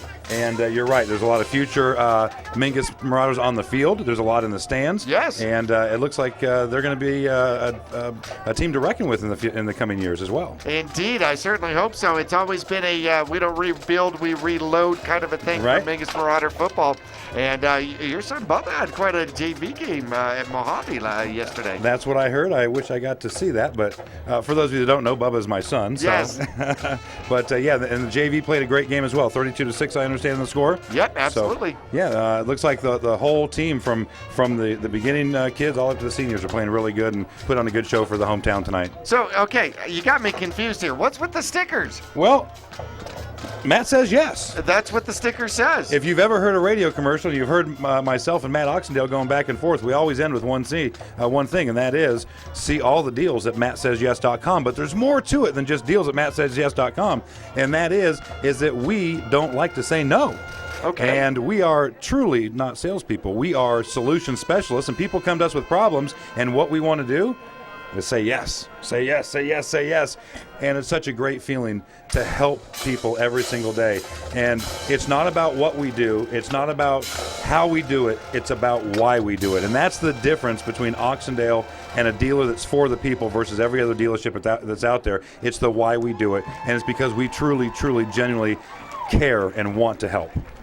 And I'm sure that you have plenty of different opportunities. Now, when you're talking about helping, it's not just the financing thing. Sometimes it's actually just finding the right vehicle. And that's one of the reasons why there's a lot of dealers that have dealerships all over the country. Sure. We have dealerships in northern Arizona, period. And the reason why we do is because we can have a larger stock of inventory that's closer. So if you come into Oxendale here in Cottonwood, but you're looking for something that we have in Prescott or Flagstaff, we'll bring it down to you. So we have one of the largest inventories, if not the largest, in northern Arizona, with over 500 pre-owned vehicles available for sale.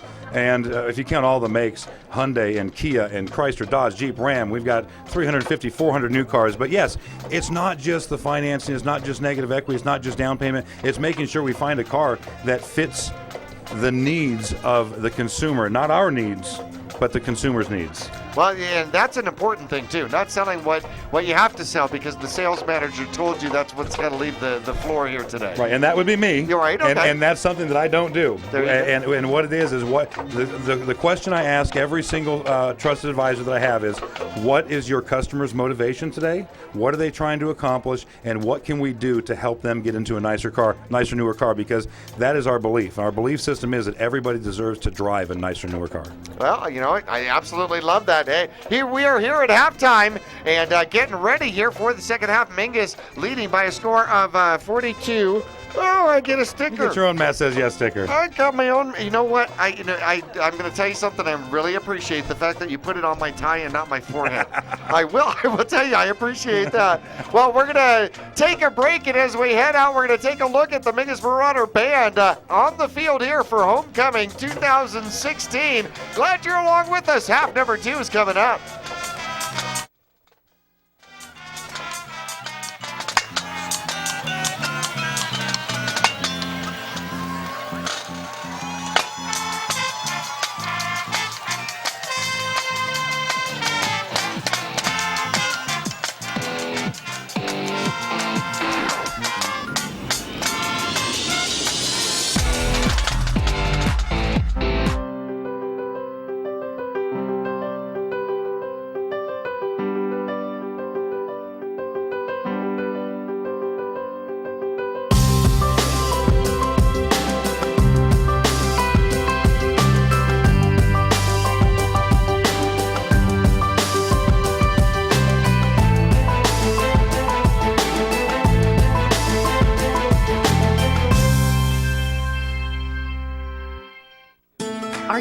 for a different approach to healthcare?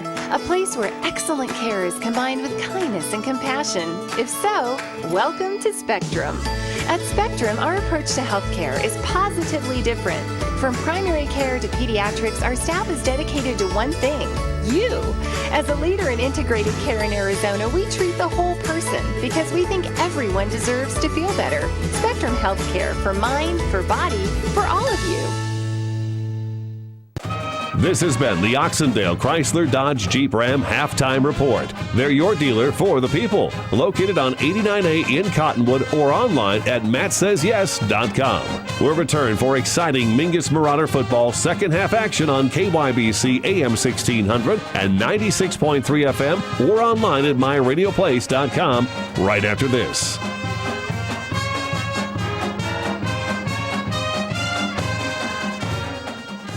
People always ask us, what does being a dealer for the people mean? Being for the people is a simple idea. We believe everyone deserves to drive a nicer, newer car. That belief drives the entire team at Oxendale Chrysler Dodge Jeep Ram to care more, to try harder, to work smarter. We're dedicated to helping you find or fix the perfect car for your life and budget. Whatever is keeping you from driving the car you want, we guarantee we'll try our best to help you. We're Oxendale Chrysler Dodge Jeep Ram, and we're a dealer for the people. Visit us at our store in Cottonwood or see all our deals at mattsays.yes.com.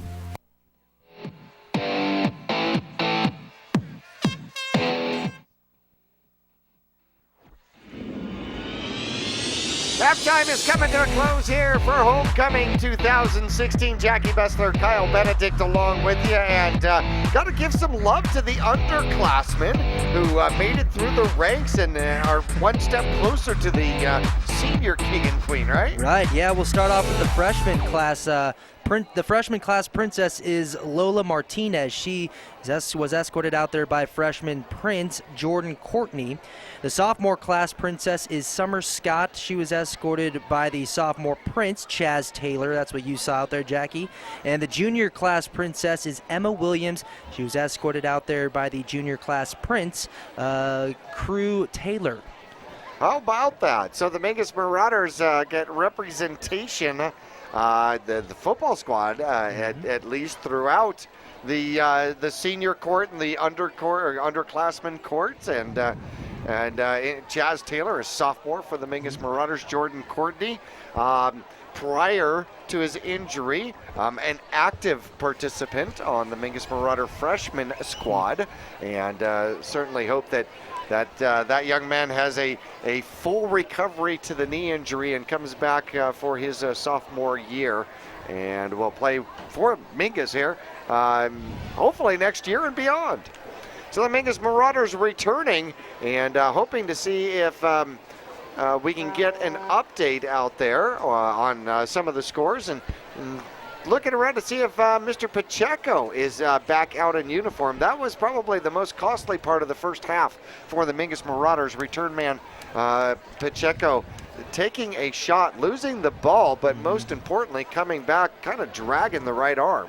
Yeah, he was. That was he went down kind of hard and a little bit awkward on that once he was tackled, but hopefully he can get back out there. We're looking right now on the sidelines. There's so many red jerseys on the sidelines tonight that you're trying to find a number, but hopefully he's out there and it's not too serious. Antoine Zabala warming up out there for the Mingus Marauders with, of course, senior quarterback Meyer looking to go back in to start the second half. And Mingus receives, so they will kick off to start the second half, half number 2 for 2016. Hey, on the road, and next week are the Mingus Marauders as the Yavapai County battle begins. It's gonna be a tough one. Now we're really starting to get into the part of the schedule that really, I don't want to say matters because they all matter, but this is the thick of it. Oh, the rivalry This games. is the rivalry game. Absolutely. This is where you start playing, you play your Bradshaw, your Flagstaff, your Cocoa, and it's where Prescott. really you Prescott, and then, of course, you end it down as we touched on down at Sunrise Mountain, which is going to be a tough one to end the season. But, yeah, you're starting to really get into the thick of things here as Mingus goes on the road next week, so it should be a good one. Interesting. Mingus with a victory last week dropped a couple of spots in the Max Preps rankings rankings according to the 4A division, and ended up dropping down to number 13. Of course, playing Mohave here tonight. Bradshaw ranked number 14, so that could be a battle of two potential playoff-bound teams, and both of these squads with a couple of losses under their belt, thinking that the way to get into playoffs is going to be the Grand Canyon Region Championship. Well, yeah, I mean, you look at Mingus, for example, starting off with a loss, a couple of them, that doesn't help, but then you look at some of the other teams in the region, and we're in the same boat. It's really going to come down to these next couple weeks. Meyer boots it down to inside the 1 as the man gets to the outside, finds a little bit of space, and then run out of bounds at about the 35-yard line. Ball comes out, but may have gone out of bounds, and looks that way as the offense comes out on the field for Mohave, and they'll start at about the 35-yard line. Decent return out there for the young man. Yeah, number 15, Gavin Thwaites, I believe, there on the carry, and he had a nice little move. He kind of was running down the sidelines, almost got out of bounds, and then almost did a Reggie Bush stop and step backwards, and then when he cut back inside, he got tackled out of bounds. But it was a very nice run and decent field position here to start the second half for the Thunderbirds. Mingus Marauders come out with pretty much the starting defense against the Mohave Thunderbirds. Low snap again, quarterback throws to the far side, Lobato. A quick reception and then an even quicker tackle for a loss on the reception. Yeah, Jimenez was all over that and the cornerback position. I mean, that was just one of those quick turnaround screens almost like a bubble for the Thunderbirds, and the receiver out on his wide right turns around, catches the ball, but he's behind the line of scrimmage, and Jimenez was right there when he got that ball and brought him to the ground for a tackle for a loss. Here come the Thunderbirds again, 2 men in the backfield. Mingus looks like they're coming, and they do. They'll wrap it up quickly, and a little extracurricular activity out there as Mingus will tackle the ball carrier Lobato for a gain of about 2, bringing up 3rd and 9 from the Mohave 36-yard line. Just underway in the second half. Mingus, kind of a comfortable lead here, 42-3 over Mohave for homecoming.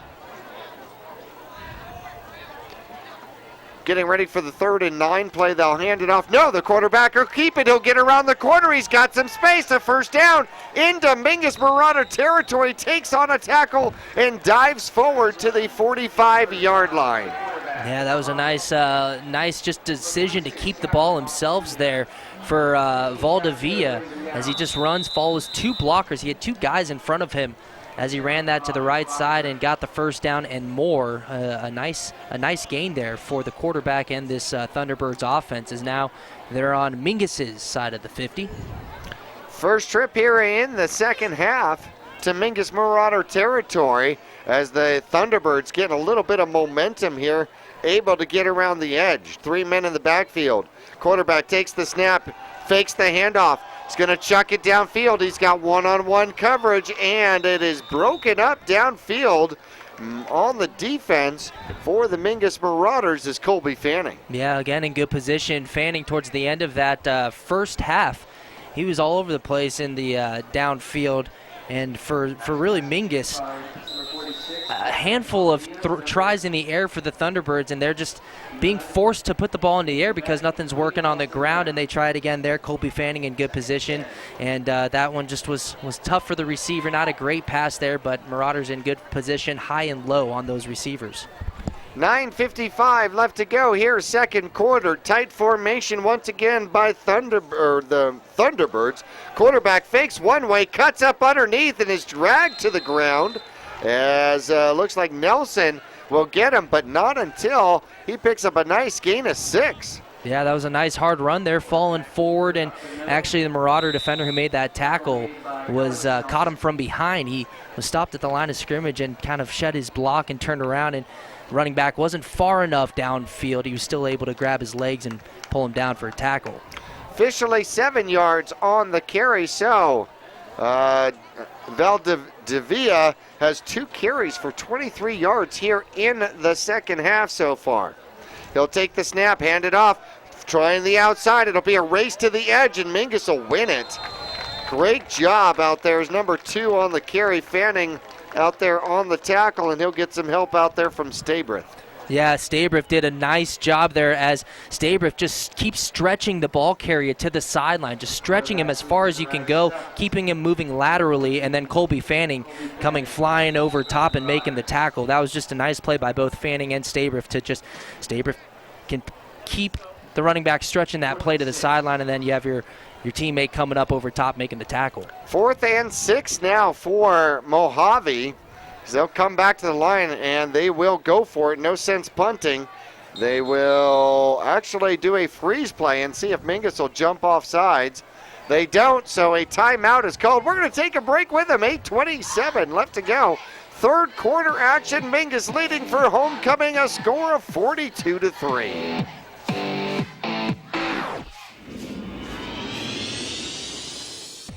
You'll get more miles for your money at Reese's Tire and Automotive Tire Pros. It starts with matching the right tire for you, your vehicle, and driving habits. And continues with expert brake, alignment, and warranty services to extend the life and performance of your vehicle. And to serve you better, we now offer King Cobra custom exhaust systems. Find out more about our nationwide warranty at Reese'sTire.com.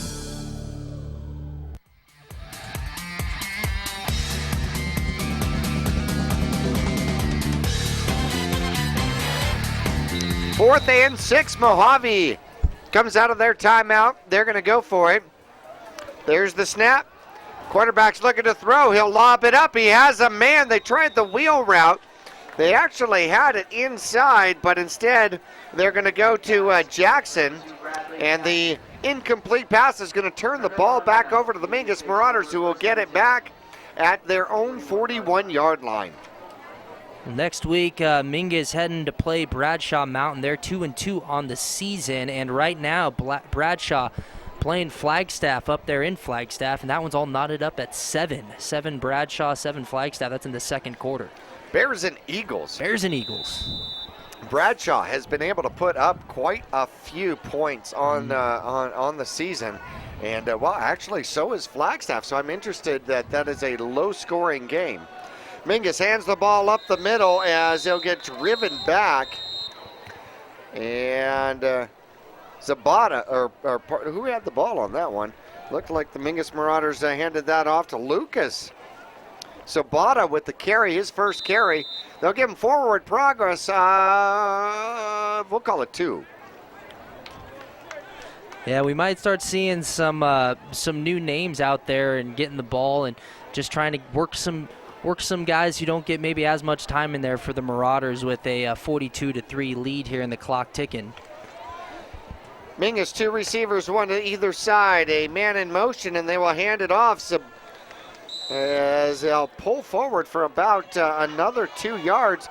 Mingus making some changes out there. Antoine Zabala out there playing quarterback for the Mingus Marauders, and Sabota will pick up another 2 yards. So 3rd and 6, the Mingus Marauders right at the 50-yard line as Mingus has started to substitute early here in the 3rd quarter. Sabala will take the snap and look to hand it off. No, he's going to keep it himself, looking for a pitch. Had no pitch to go to, and will get sacked for a loss. 4-yard loss on the play, and that's going to bring up a 4th and 8 and a punting situation for the Mingus Marauders. Penetration there by the defensive line of the Thunderbirds, getting in there and disrupting that play and tackling the quarterback before he has a chance to find his pitch man, bringing up a 4th and long here for the Marauders, who are forced to punt. Meyer will come out to do the punt, take the snap, and oh my goodness, they are in and on him immediately. They sack the punter, and Meyer goes down. Mingus's offensive line somewhat porous on that one, as they bring the pressure right up the middle. Number 59 making the tackle, dragging Meyer to the ground, and just like that, the Mohave Thunderbirds now have possession at the Mingus Marauder 38. Nice job of just Meyer securing the ball there. You know, sometimes if you can, you want to get a quick kickoff just to get the ball downfield so it's not a turnover on downs, but at that point he just had to secure the ball. There's the snap. Here come the Mohave Thunderbirds as he's stacked up and driven back for the Mingus Marauders. And a big play out there as we've got some different numbers in the game. We're going to try to see if we can catch some of these different numbers for the Marauders. Keep you up to date. Mingus leading 42-3 comfortably. Mohave with the ball. The Mingus Marauder 35-yard line driving here. Third quarter action. Tight formation. There's the snap. Lobato gets the handoff and will try the right-hand side and pick up about 4 or 5. And before he is tackled by the Mingus Marauders. Try to chip away here are the Mohave Thunderbirds, and they got those points. You could see a little sense of urgency there as the time was winding down in the second quarter as they were just trying to get whatever points they could on the board. They were able to get a field goal in and put 3 up on the board, and now they're trying to move the ball and get it into the red zone here, chipping away third down. 3rd and 3, and they're going to follow their lead blockers left-hand side and caught from behind and dragged down, but not until the first down. Jordan Taylor will get the tackle, and the quarterback picks up the first down for his squad, keeping the drive alive at the Mingus Marauder 26-yard line. Yeah, you know, that's what you have to do. It's a run-first team, and just that's what they do. They just try and wear down this defense. We talked about it at the beginning, and they haven't really been able to wear down this Marauders defense because the defense has just been playing so great so far, but they pick up a first down after a couple just positive games, positive plays, and now they got a first down. They're going to try the right side again, and a little bit more progress out there. As, oh, look at that, Yvonne's in there, in on the tackle for the Mingus Marauders, number 54, Yvonne Martinez. A 3 or 4 yard gain out there by Lobato. And that'll bring up a 2nd and 6 as the ball is at the Mingus Marauder 23-yard line. Maro's out there for the Mingus Marauders. Linebacker core has changed for Mingus, still a 5-man front. There's the snap, quarterback. Take it to the outside. Martinez had him for a second, bounces off. And they will get him for a short gain, give him about 3 yards as Ruiz comes in for part of the tackle out there. Ball carrier running the ball very hard, a couple missed tackles in the backfield by the Marauders. But yeah, the other defenders who were flying to the ball and were able to make the tackle and keep a 3rd and about 4 right now for Mohave. Mingus lining up out there. Once again, some different numbers defensively for Mingus. 3 men in the backfield. They're going to try the misdirection, and it's coming this way. Mingus misses a tackle to the outside, breaks it down, and into the end zone is Alderman. Number 37. Running back, number 37, Darren Alderman. Man, they had him. You see him coming from right to left. Alderman, number 37, he gets the ball, tries to get to the corner.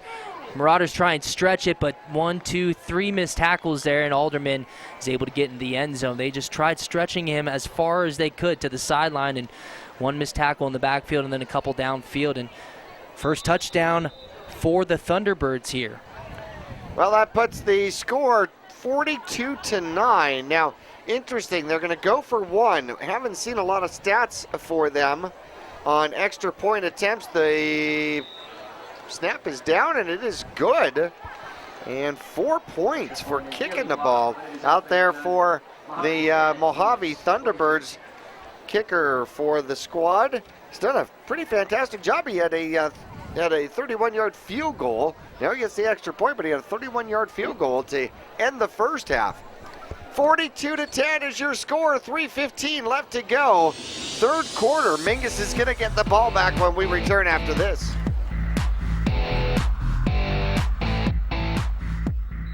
Since 1993, Rice Accounting has been assisting Verde Valley residents with their tax returns. A proud part of the National Jackson Hewitt Tax Service, Rice Accounting can prepare all state and federal returns. They can file electronically or prepare paper returns. They're open year-round to assist you with personal and business taxes, quarterlies, payroll, and account services. Please come on in to Rice Accounting, Jackson Hewitt Tax Service. We're open year-round for all of your taxing needs. Thank you.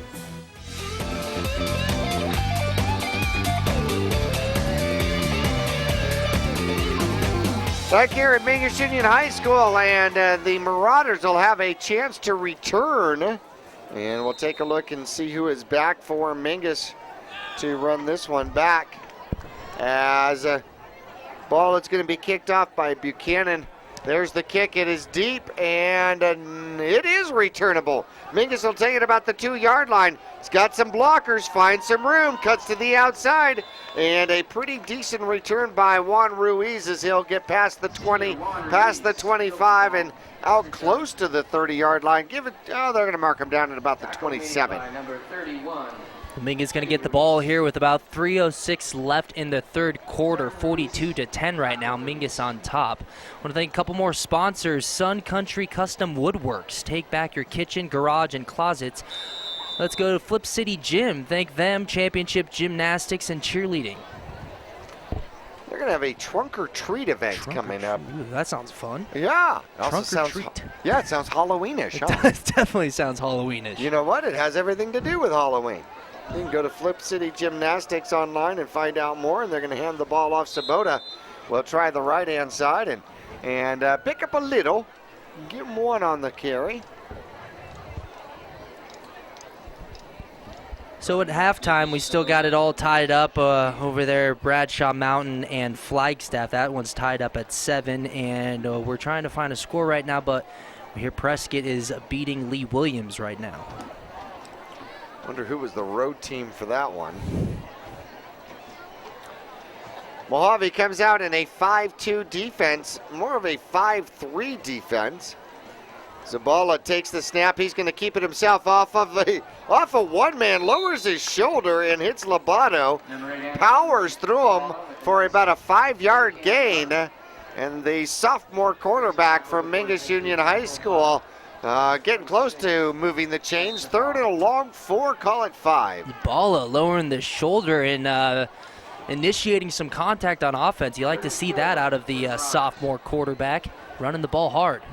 Of course, his dad, Jose Zambala, coaching the defense for the JV squad, so congratulations on his win. Little misdirection going the opposite direction, and a well-done open field tackle will deny Nelson the first down and more. Yeah, that was a very nice tackle by number 3 for the Thunderbirds in the open field. And it was a big hole there. Marauders were able to create a big hole for the running back, but number 3 there for the Thunderbirds just able to stop a more positive yardage. A sack ended the last punt attempt for the Mingus Marauders. This time Myers will get it off, and it will go deep. It hits the ground, but they pick it up, trying to get to the outside, and getting around the corner on the Mingus Marauders, and down the sideline he goes.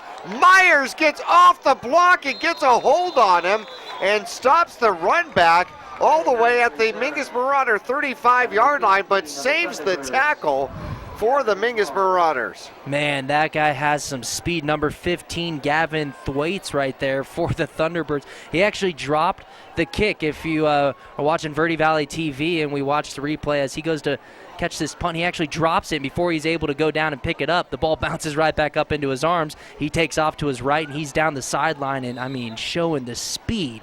Very, very nice gain there, and giving his offense beautiful field position to here to maybe put up another 6 on the board. First down, ball at the 36-yard line. Fumbled snap. He'll pick it up, chuck it downfield. He's got man-on-man coverage, and I'm not even sure where he threw the ball. But the man-on-man coverage on the far side, they were pretty tight. And I don't see a penalty flag down there, do you? No, I don't either. It really looked like he was throwing the ball to Chaz Taylor. That was the only person in the vicinity of that throw. I don't know if there was maybe a miscommunication or Some physical contact there at the line of scrimmage prevented the receiver to get downfield all the way, but again, nice play downfield by the defensive backs for this Mingus defense. Jazz Taylor coming out, going to play safety for Mingus. Mingus still pretty big in the line. And Mohave will take the snap. Good snap this time. Quarterback keeper near side follows this block through. And getting a hold of the legs is Ruiz.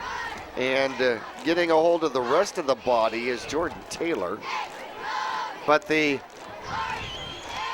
run will go for about 4. Give him 4 on the carry. Bringing up 3rd and 6 from the Mingus Marauder 33-yard line. 25 ticks left to go. Mingus still hanging on to a 42-10 lead over the Thunderbirds. You know, not much going offensively for the Thunderbirds, but when they have had success, it seems like it's behind multiple lead blockers on the outside is when they've had success, and this is a team over 500 yards on the ground last week. They'll hand it off. They'll try the inside, and number 2 will get eaten up quickly. Lots of Marauders in on the tackle. Merrow getting up from the bottom of the pile. I think he got a hat on it. And that's gonna be how the third quarter is gonna come to a close. A 4th and 3 opportunity for the Mohave Thunderbirds. I imagine they're gonna go for it when we return for fourth quarter action. Take a look at the Cottonwood Parks and Rec scoreboard. Mingus on top, 42-10 for homecoming 2016.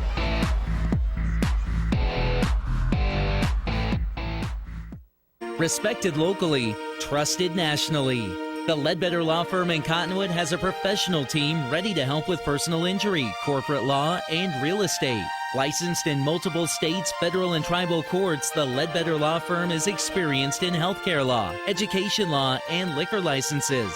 Selected by lawyers and judges as one of Arizona's finest law firms, the Ledbetter Law Firm on Main Street in Old Town Cottonwood, online at ledbetterlawaz.com. Cheerleading, tumbling, gymnastics. We are Flip City Gym. We have classes for boys and girls of all ages and skill levels. Flip City Gym offers competitive co-ed cheerleading with world champion coaches. Ask about tumbling and gymnastics. Or our health and fitness-based academic preschool. The only one of its kind in Northern Arizona. Enjoy open gym Fridays and Saturdays. Stop by for your free class or find out more at flipcitygym.org. Well, 4th down attempt immediately goes into a timeout. May have been a freeze kind of play, or you come out, you line up knowing that you're going to go ahead and use the timeout because you're driving, you're going to use the timeout for this. You just want to see what defense they're going to come out in. However, Mingus has come out in the same defense every single time because you've shown the same formation every single time. So maybe they just had a change of heart and it's like, you know what? Let's change the play. Yeah. So here we go. 4th and 3. Mohave driving at the Mingus Marauder 29-yard line. So a big play for Mohave, who has put the last 10 unanswered points on the board. There's the snap. They hand it off. And fight forward. And I'm not sure he's going to make it out there. Is Lobato. And the ball came out there, but it looks like they're going to blow it down before. It looks like he was down before the ball came out. Sorry, Jackie. Turnover on downs anyway, so that's not going to be an issue. However, that is an issue. We have a offensive lineman on the ground out there for the Mohave Thunderbirds, and we're going to go ahead and take a quick little break as they work on him. I hope it's just cramps, because I'll tell you, these offensive and defensive linemen from Mohave have been going both ways all night. And I'll tell you what, that's not fun against Mingus. 11:52 just underway in the fourth quarter. Mingus leading 42-10. Oh, well, you know what? We're going to keep it here as popping up just like he was shot out of one of those, what do you call those, jack-in-a-boxes things? Hunter Salnero, the tackle, 6'5", 305. I will tell you, I saw this on the JV squad. I see this on the varsity squad. They grow big in Mohave. I don't know if it's got something to do with the water or what. Man. Well, it definitely helps that running game. You like to see those kinds of those kinds of numbers and weights when you're running back staring down your roster. Like 6'5", 3-0 something. It's pretty nice to run behind that. Well, Mingus will take over and run behind. They will themselves, and breaking free and avoiding tackles and down past the 30. Caught near the 25-yard line. And that is, Very nice run. is that Sabato? I think it is. Yeah, it is.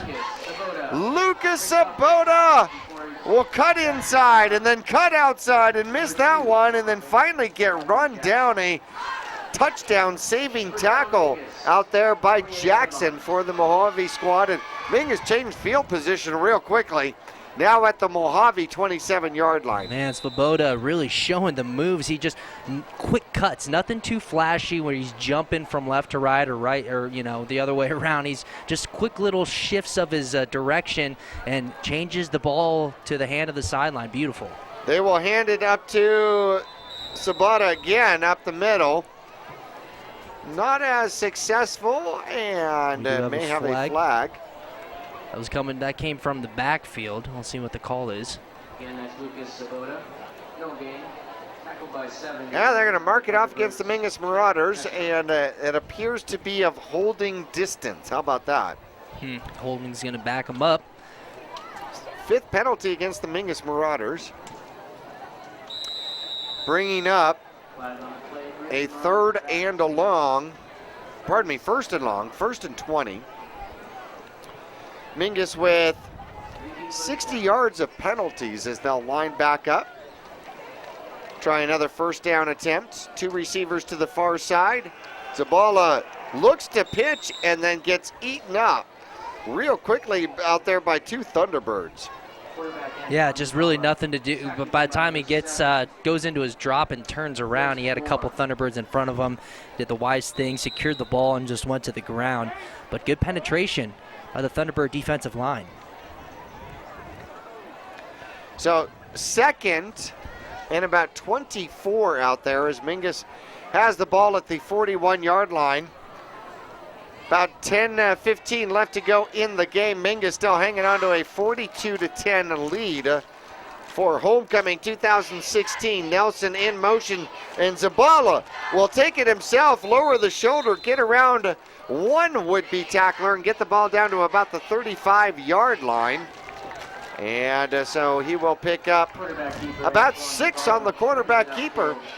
He just followed the center. There was nobody in the middle of the defense there. Yeah, nobody. Just follow him. Why not? I mean, wherever he goes, you go. And then once he kind of broke off of the center, so a little bit of moves there and had a nice gain, but still a lot to pick up for Mingus. Manuel Contreras on the tackle for the Thunderbirds. 5-man front facing the Mingus Marauders. Zimbala steps back, looking to throw. He'll throw downfield, has a man close to the original line of scrimmage as he gets the ball out to Nelson as he is falling forward for the Mingus Marauders. Yeah, that was a really nice pass by Zabala there, just running away on the move, and he's as we look at the replay here, drops back to pass, kind of forced out of the pocket, and he throws while running forward and just connects with the receiver there back to the line of scrimmage. Is going to bring up a 4th and long, but a nice play there by Zabala. Long field goal attempt for the Mingus Marauders. Wind absolutely dead as we're going from left to right. Good hold. There's the kick. It's up. It looks like it's got plenty of distance. And it's no good. No good. A 42-yard attempt is no good out there for the Mingus Marauders. So 8:38 left to go, and Mohave will get the ball back. He had the leg, that's for sure. I mean, we'll see exactly what, it was kind of hard to see what happened from here. It looked like he had the leg, at least from our vantage point. Oh, it definitely was high enough and had the distance, so it had to miss direction-wise, right or left. And the older I get, the harder it is for me to tell whether the ball's in, out, right, left, as it's going through the tall yellow things. You know, Jackie, while you were chatting with Travis during halftime, I was kind of outside of the box here and looking at watching the cheerleaders and the band out there at halftime. Just great routines from both of them. Of course, we had the extended halftime because of homecoming, and we had all the royalty out there. But, yeah, the band and the cheerleaders did a nice job at halftime. There's the snap. Quarterback looking to throw. He's got a man downfield, and it's completed. Wow. They're going to throw the flags for pass interference, but they're going to not worry about that as the ball goes downfield past into Mingus Marauder territory as they will pick up 36 yards on the reception. And number 37 with the reception out there, that's Alderman. He already has a touchdown. Yeah, just a very, very nice catch. The concentration, it was just almost at his hips as he was running downfield. I'd turn around just a little bit, and just a very nice play in between a couple defenders, and the ball dropped in there perfectly. It's the best play in the air that we've seen from the Thunderbirds here tonight. Third reception in the game. So they've been able to connect on 3. One went for negative yards. So that puts the Mohave Thunderbirds in Mingus Marauder territory at the Mingus 43-yard line. They split one receiver far to the outside.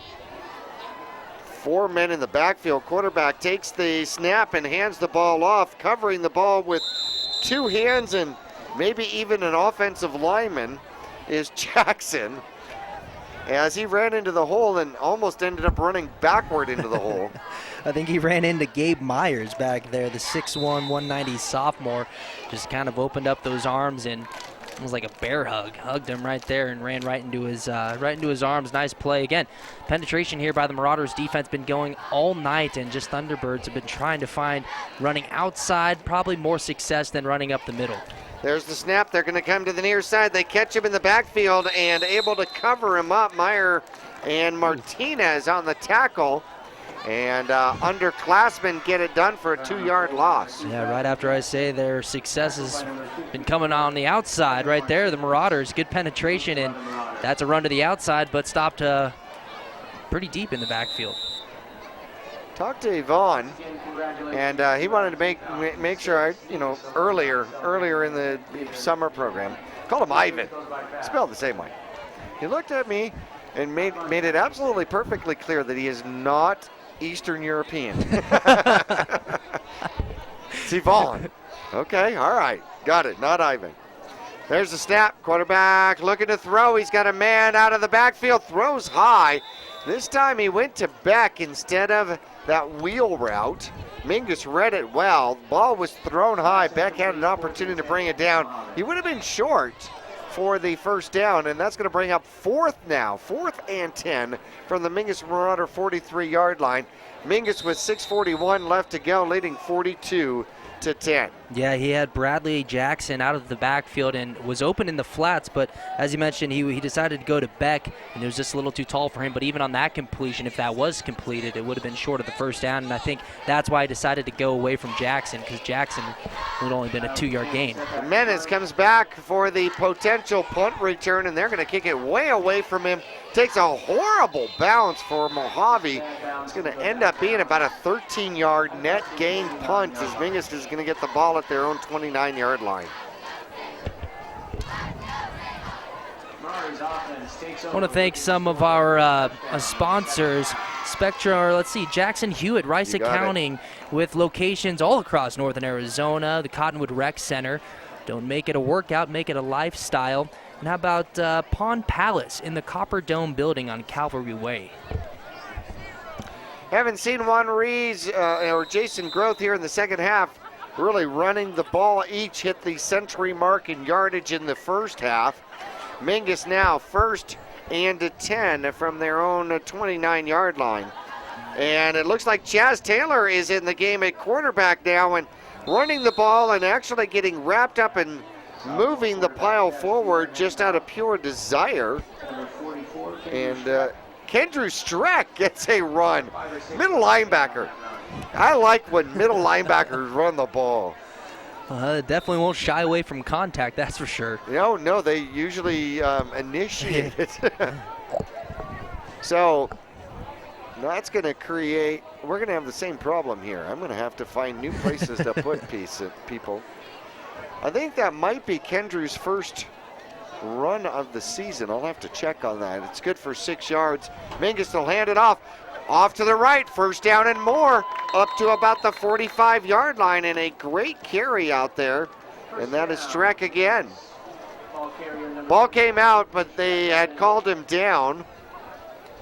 However, Mingus is backing up, and we will have a conference on the field, which usually indicates a penalty, and they're going to call they're going to call an illegal procedure against Mingus, and they're going to back it up. So it's going to be third and oh no, that is not what they called. It looks like they called holding. Yep. Looked like a procedure call, but no, they did call the holding. So the 10-yard penalty negates the first down run, and Kendrew doesn't get his yardage, and it's now 2nd and 13. It's really nice to see some guys who don't get the ball quite as much, or at least so far this season, getting the opportunity to do so, because as you know, we talked about how important these upcoming games are. Just to get these guys some reps is huge. And Mingus will go in misdirection. Colby Fanning with the ball, trying to follow the lead block of Nelson out there. He'll pick up decent yardage, get most of it back, give him 7 on the carry. 2nd and manageable, 2nd and manageable, 2nd and 6 out there. And it's a good thing for Mingus Marauder fans, because what they're doing is they're just getting a preview. They're getting a preview of the near future Mingus Marauder varsity squad. Yeah, it is, and you know, that just makes that transition. Once you have your seniors kind of leave and then you're turning to the underclassmen, it just makes the transition a little bit easier now that these guys have been on a varsity field. Taylor at the helm will hand it off, and getting stuffed as soon as he gets the ball. Kendrew Streck congratulates his counterpart on a good hit, because I'll see you when we turn around and play defense. 4th and 6. A great stop out here by Mohave with 4:20 left to go, and they may get the ball back at another opportunity to try to put some points on the board. Mingus in no particular hurry to punt the ball. No, well, Mojave's still playing very, very hard. That last offensive drive, we saw them go into the air. We saw some nice runs, and now the defense coming up huge. A low line drive punt that's going to take a Mingus Marauder bounce, and it'll be down to about the 25-yard line. And Streck, who stayed out there to kick the ball, gets a pretty decent boom on it, almost 50 yards on what isn't a picture-perfect type punt, but the roll certainly helps. Yeah, no, it definitely does. And, you know, if you're looking at that, that's another good thing. You got the person who's out there running the ball for you. And he can also kick, and they're used to having that with Meyer, of course, quarterback. And then it's just so, how nice is that when you have your quarterback out there who can also kick? Right. In Meyer's case. Well, you know, every team has got to respect that as the possible fake. Right, you know? Right. I mean, he can run it as well. He can throw. He's having success in the air. So it's just 3 different things that could happen. 2 blockers coming to the near side and trying to chase him down. Mingus will catch him. He'll dive forward for a short gain. And this is the first time we've actually seen Thwarts in the backfield run the ball.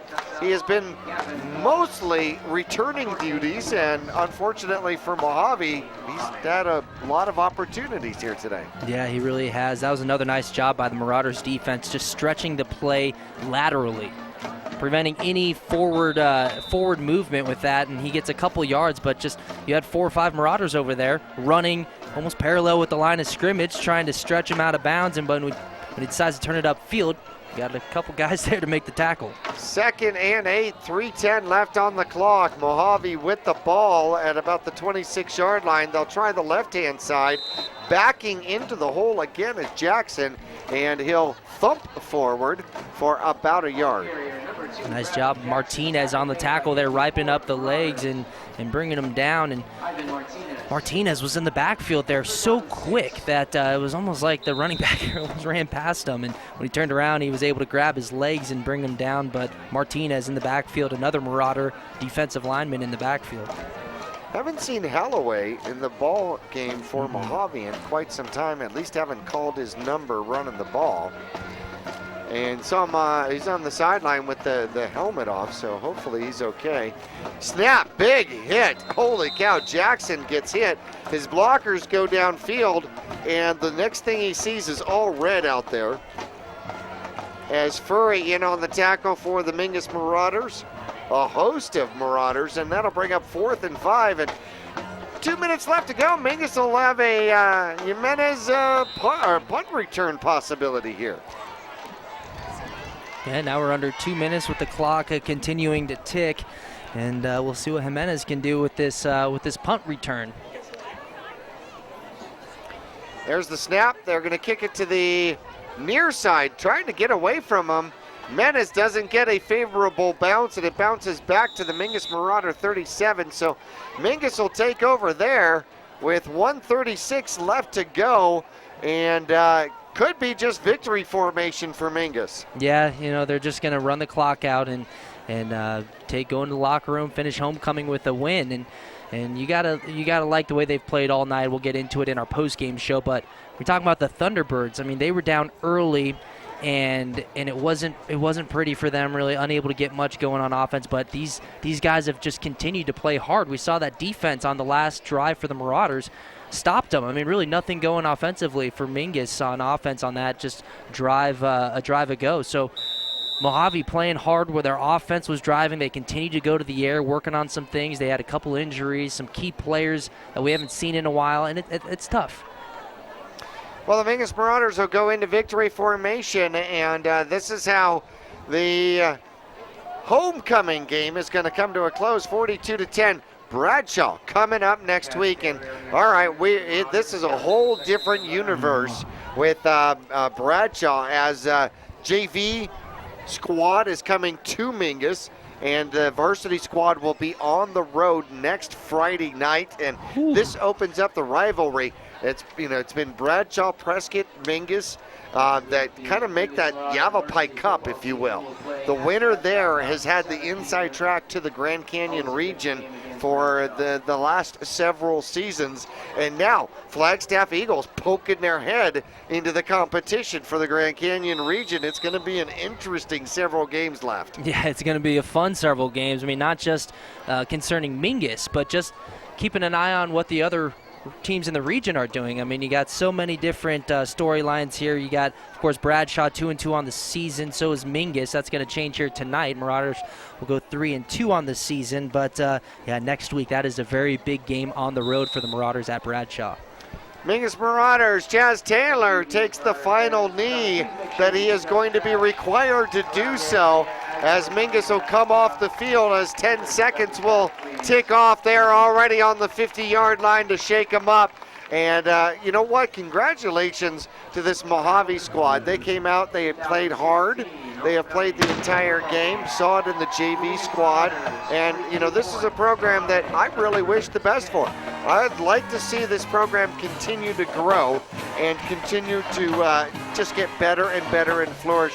They're going to go 0-5 on the season so far in 2016, but so much potential and growth available for the squad, and we want to thank them for coming to be a part of our 2016 homecoming. Your final score here, 42-10. Remember, our post game is coming up. We got lots of interesting things. We've got stats we're going to cover. We're going to cover the playing and the scoring here in the first half. Well, really only 7 points in the second half, and it was all Mohave. When we come back for our post-game show for Homecoming 2016 after this.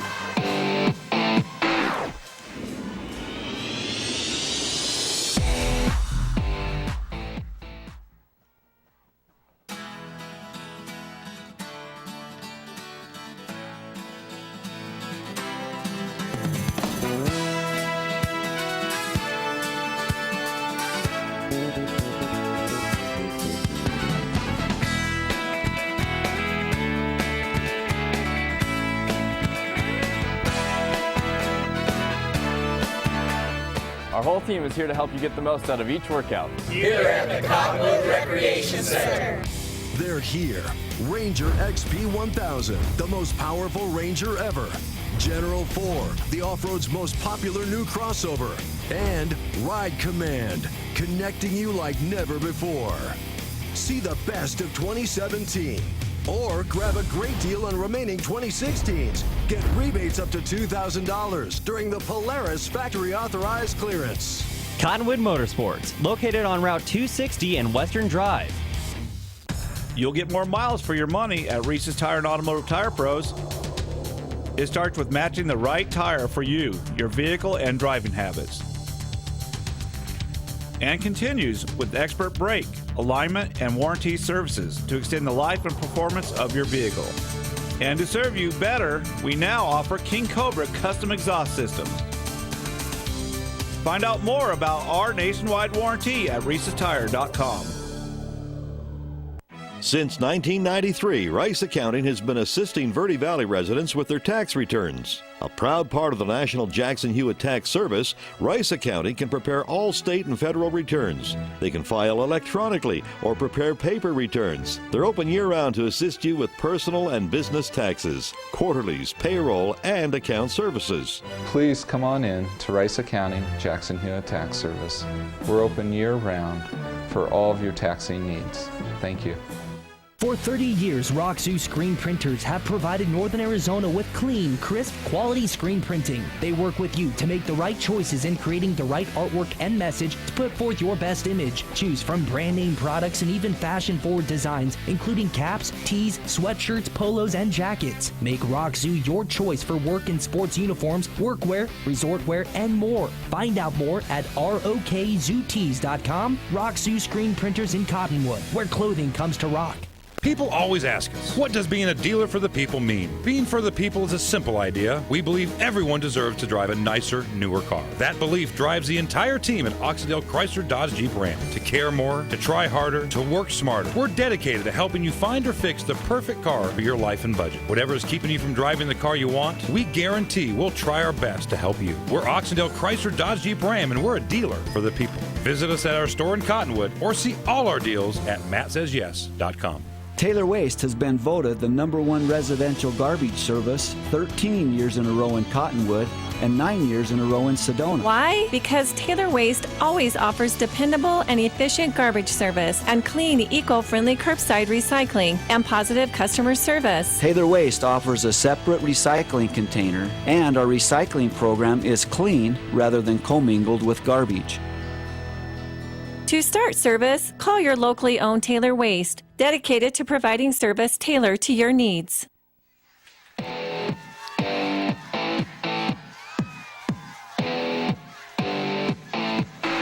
It's the homecoming game post-game show. Jackie Bessler, Kyle Benedict, thank you for being along with us here on KYBC AM 1600, 96.3 FM, myradioplays.com. Verde Valley TV, Cable 1, Channel 56, Suddenlink, Channel 2. Channel 2, we have options upon options upon options. I love it. Options for every device that you have. Almost. But, you know, we are working on that, too. We are indeed. Hey, it was definitely a one-sided first half for the Mingus Marauders. The only score in the second half, a 23-yard kind of a jet sweep out of their formation for the Mohave squad, and Alderman scores the only points in the second half. Hey, let's kind of recap it here for you in the first half for homecoming 2016. 9:27 left to go in the first quarter. Mingus will strike first as Stabrith gets the pitch. He had his option, inside, outside, chose inside, gets the points anyways, and Myers adds the extra point. Mingus would just continue to roll just about with every possession as Mingus scores a second with a 80-yard breakaway. Jason Groth breaks a tackle, splits two would-be tacklers, and then the race is on. Nobody's going to catch him as Jason hits I think it was about sixth gear, somewhere around the 20th. Yeah, somewhere around the 20th. It's sixth gear. So 4:05 left to go with the Myers extra point. It was 14-0. 1:47 left to go in the first quarter, and we'll have our only aerial attack here. Pardon me, a breakaway is what you're going to see, a 39-yard breakaway as the Mingus Marauders will tack it on once again. I had skipped one. How about that? Shame on me. Mingus Marauders were up 21-0 at that point. Still first quarter action, and 23-yard misdirection by Ruiz, which is what we just saw on Verde Valley TV, and that's how the first quarter would end, 28-0. Second quarter action, 10-12 left to go, and a 45-yard pitch as Juan Ruiz picks up another touchdown. There's the pitch as he comes across, has a great lead block out there. Actually, able to block into two Mohave Thunderbirds, and once he got the edge, Mingus, once you get the edge, it's hard to catch. And Mingus was up by a score of 35-0. They'd score one more time in the first half with a 2-yard dive by Jason Groth as he gets his second touchdown, ran into the back of his own blocker, bounced off, slid off, and able to find the end zone. Meyer was 6 for 6 at extra points, and the quarter comes to an end with a 31-yard field goal by Buchanan for the Mohave Thunderbirds, and then they would add the touchdown in the second half, bringing it to a 42-10 game for homecoming 2015. And Mingus had the opportunity to get a lot of other players into this game, which I just absolutely love to see. Yeah, no, you do love to see that. I mean, in this whole second half pretty much was a lot of different guys in there for Mingus who played hard. I mean, some of the runs that you were calling from a few of those new ball carriers that we haven't really called their names too much this season were just hard-nosed runs. So you mentioned it's a glimpse of the future almost of what we can expect here for Mingus Marauders football a year from now, maybe 2 years from now, 3. It's just It'll good to be see. a year from now. Yeah, I mean, you look at a lot of those guys that are out there on the field, and those boys were playing with heart, and they were aggressive, and they were playing with confidence, and very well. It's just good to see some of those younger guys getting in there, and it's good for the program as well. So many sophomores in the varsity ranks that are seeing regular time on the field, and that's just an added plus to the future of Mingus Marauder football, and and they're standing up to the test. Mingus now goes 3-2, 2-0 in the section, and it really turns to become interesting as you take a look at that Bradshaw game coming up next week. And the coaching staff has been talking about it, not for 3 weeks, because you're not going to overlook Lee Williams, and you're not going to overlook Mohave. Practiced for those teams, don't get me wrong, but every opportunity that we were talking about it was Bradshaw's coming up in 3 weeks, 2 weeks. Right. Not that we were playing for them or practicing for them. Just starting to put that chip on the table, you know what I mean? Yeah, definitely. And, those players are already thinking at the beginning of the season, we'll see these guys again. You talk about Bradshaw, Prescott, Flag, Cocoa. Those are some of the teams that you're seeing year in and year out. Right now, actually, Bradshaw and Flag are still tied at 7 in the third quarter. That's the last update we got. That's fantastic. Right. So what happened last year? Bradshaw falls to Mingus 20-15 last year, and the on the freshman side, there was no JV squad last year. On the freshman side, the only loss, a last-second 1-point loss to Bradshaw. So these teams are really starting to go at it. I mean, the rivalry is growing, and it's becoming bigger and bigger in the Grand Canyon region. Prescott not to be left out. Flagstaff not to be left out. Mm-hmm. It is going to be a race to the finish for the Grand Canyon region, which will be absolutely fantastic. When we come back in our post-game show, we're going to take a look at some of the individual stats during the course of the game. Boy, this is not going to be fun. I wish we had more time. We're going to have to figure out our players of the game when we return for our post-game show right after this.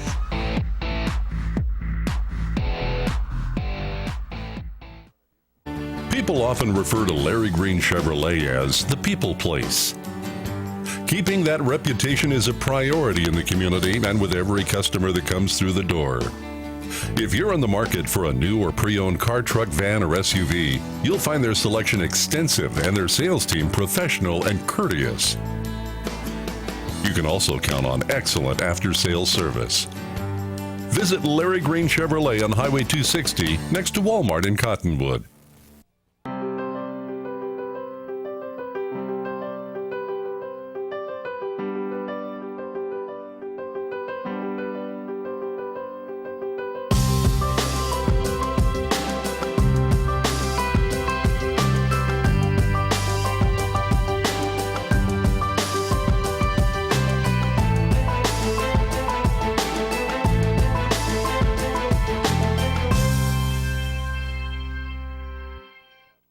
Are you looking for a different approach to healthcare? A place where excellent care is combined with kindness and compassion? If so, welcome to Spectrum. At Spectrum, our approach to healthcare is positively different. From primary care to pediatrics, our staff is dedicated to one thing: you. As a leader in integrated care in Arizona, we treat the whole person because we think everyone deserves to feel better. Spectrum Healthcare, for mind, for body, for all of you. Cheerleading, tumbling, gymnastics. We are Flip City Gym. We have classes for boys and girls of all ages and skill levels. Flip City Gym offers competitive co-ed cheerleading with world champion coaches. Ask about tumbling and gymnastics. Or our health and fitness-based academic preschool. The only one of its kind in northern Arizona. Enjoy open gym Fridays and Saturdays. Stop by for your free class or find out more at flipcitygym.org. Taylor Waste has been voted the #1 residential garbage service 13 years in a row in Cottonwood and 9 years in a row in Sedona. Why? Because Taylor Waste always offers dependable and efficient garbage service and clean, eco-friendly curbside recycling and positive customer service. Taylor Waste offers a separate recycling container, and our recycling program is clean rather than commingled with garbage. To start service, call your locally owned Taylor Waste, dedicated to providing service tailored to your needs. Respected locally, trusted nationally. The Ledbetter Law Firm in Cottonwood has a professional team ready to help with personal injury, corporate law, and real estate. Licensed in multiple states, federal and tribal courts, the Ledbetter Law Firm is experienced in healthcare law, education law, and liquor licenses. Selected by lawyers and judges as one of Arizona's finest law firms, the Ledbetter Law Firm on Main Street in Old Town Cottonwood, online at ledbetterlawaz.com.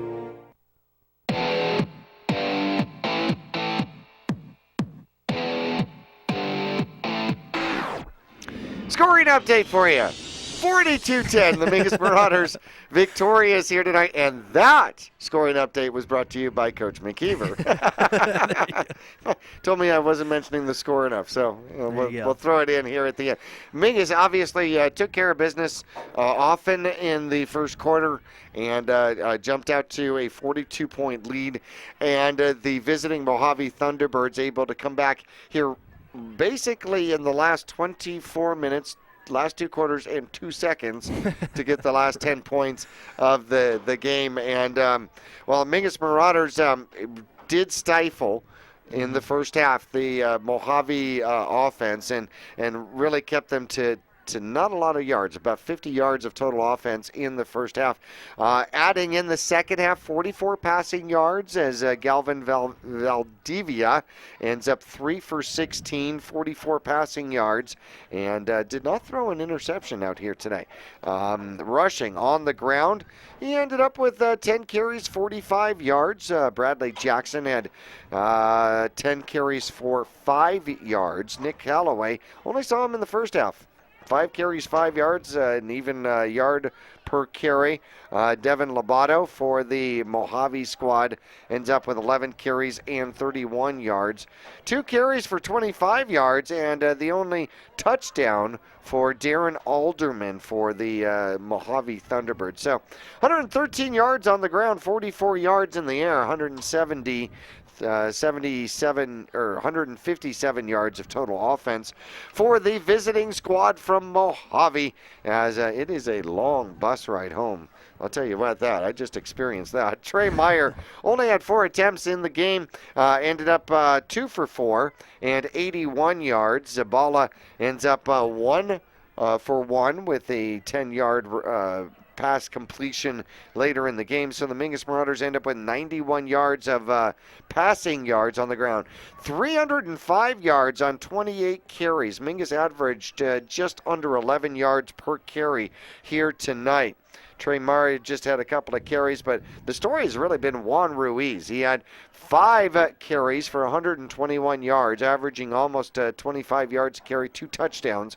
And Growth had 8 carries, 119 yards, and 2 touchdowns. So 2 measly yards separating these two battling for supremacy in the ground game here tonight. Yeah, it was definitely something to watch. I mean, Growth had a couple just huge runs there. So did Ruiz, but the offensive line, again, has just been playing incredibly well, and you got to love that offensive line. If you're Ruiz, Groth, Stabrith, if you're Meyer, any of the guys who run the ball for Mingus, you have to just be thanking those offensive linemen nonstop. But great play by them, and the defense, we touched on it, but just every aspect of the game. I mean, you have special teams where Meyer was unbelievable again. He was almost perfect on his extra points, and he was perfect on his extra points. He had 3 touchbacks, I believe. Yep. So he's going to be my special teams player of the game. There you go. Yep. I do not. I do not. Great segue.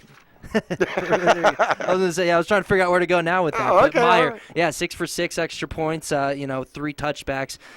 He played incredibly well. And then if we move on to defensive player of the game, player of the game, I'm gonna share the trophy. Okay. It seems to be the common trend, right? But I'm gonna share the trophy. I think the big 4 up front for the Mingus Marauders defensively just literally stopped the power running game of Mohave. I mean, when you have everybody blocking to a particular side, and then you've got 3 lead blockers and a runner, okay, all going to the same spot. It is hard to stop that. Mm-hmm. It is absolutely hard to stop that, and the only way you can is you got to hold your ground on the defensive line. Trevor Galloway did absolutely fantastic. Jordan Vincent, Stephen McClanahan, and Josh Skelf played expertly. And not to be outdone, Charles Hardy saw him in there as well on the defensive line. So that's where the key to this game was. And once they were able to take Mohave out of their running game, they couldn't control the clock. Mingus was able to score quickly and at will and pretty much take care of the game right away. Now, I had the easy part, offensive player of the game. Okay, who are you going to go with? Man, I think it's between 2 guys, Ruiz and Groth, okay? Both are listening, and one's not going to like you. I was just going to say, whoever we pick is going to be upset. Like you. But I think you have to go with the gentleman who has the more yards, even though there was only a couple yards between the two. But I think you got to go with Ruiz, who almost averaged, almost 25 yards a carry, 2 touchdowns on the ground, 121 rushing yards, I believe, just a few more than Groth. But I think you have to go with Ruiz. But again, just those guys running the ball incredibly well. The offensive line has a big part of that. And just an overall great team win here tonight. I'm going to go tell Jason on you.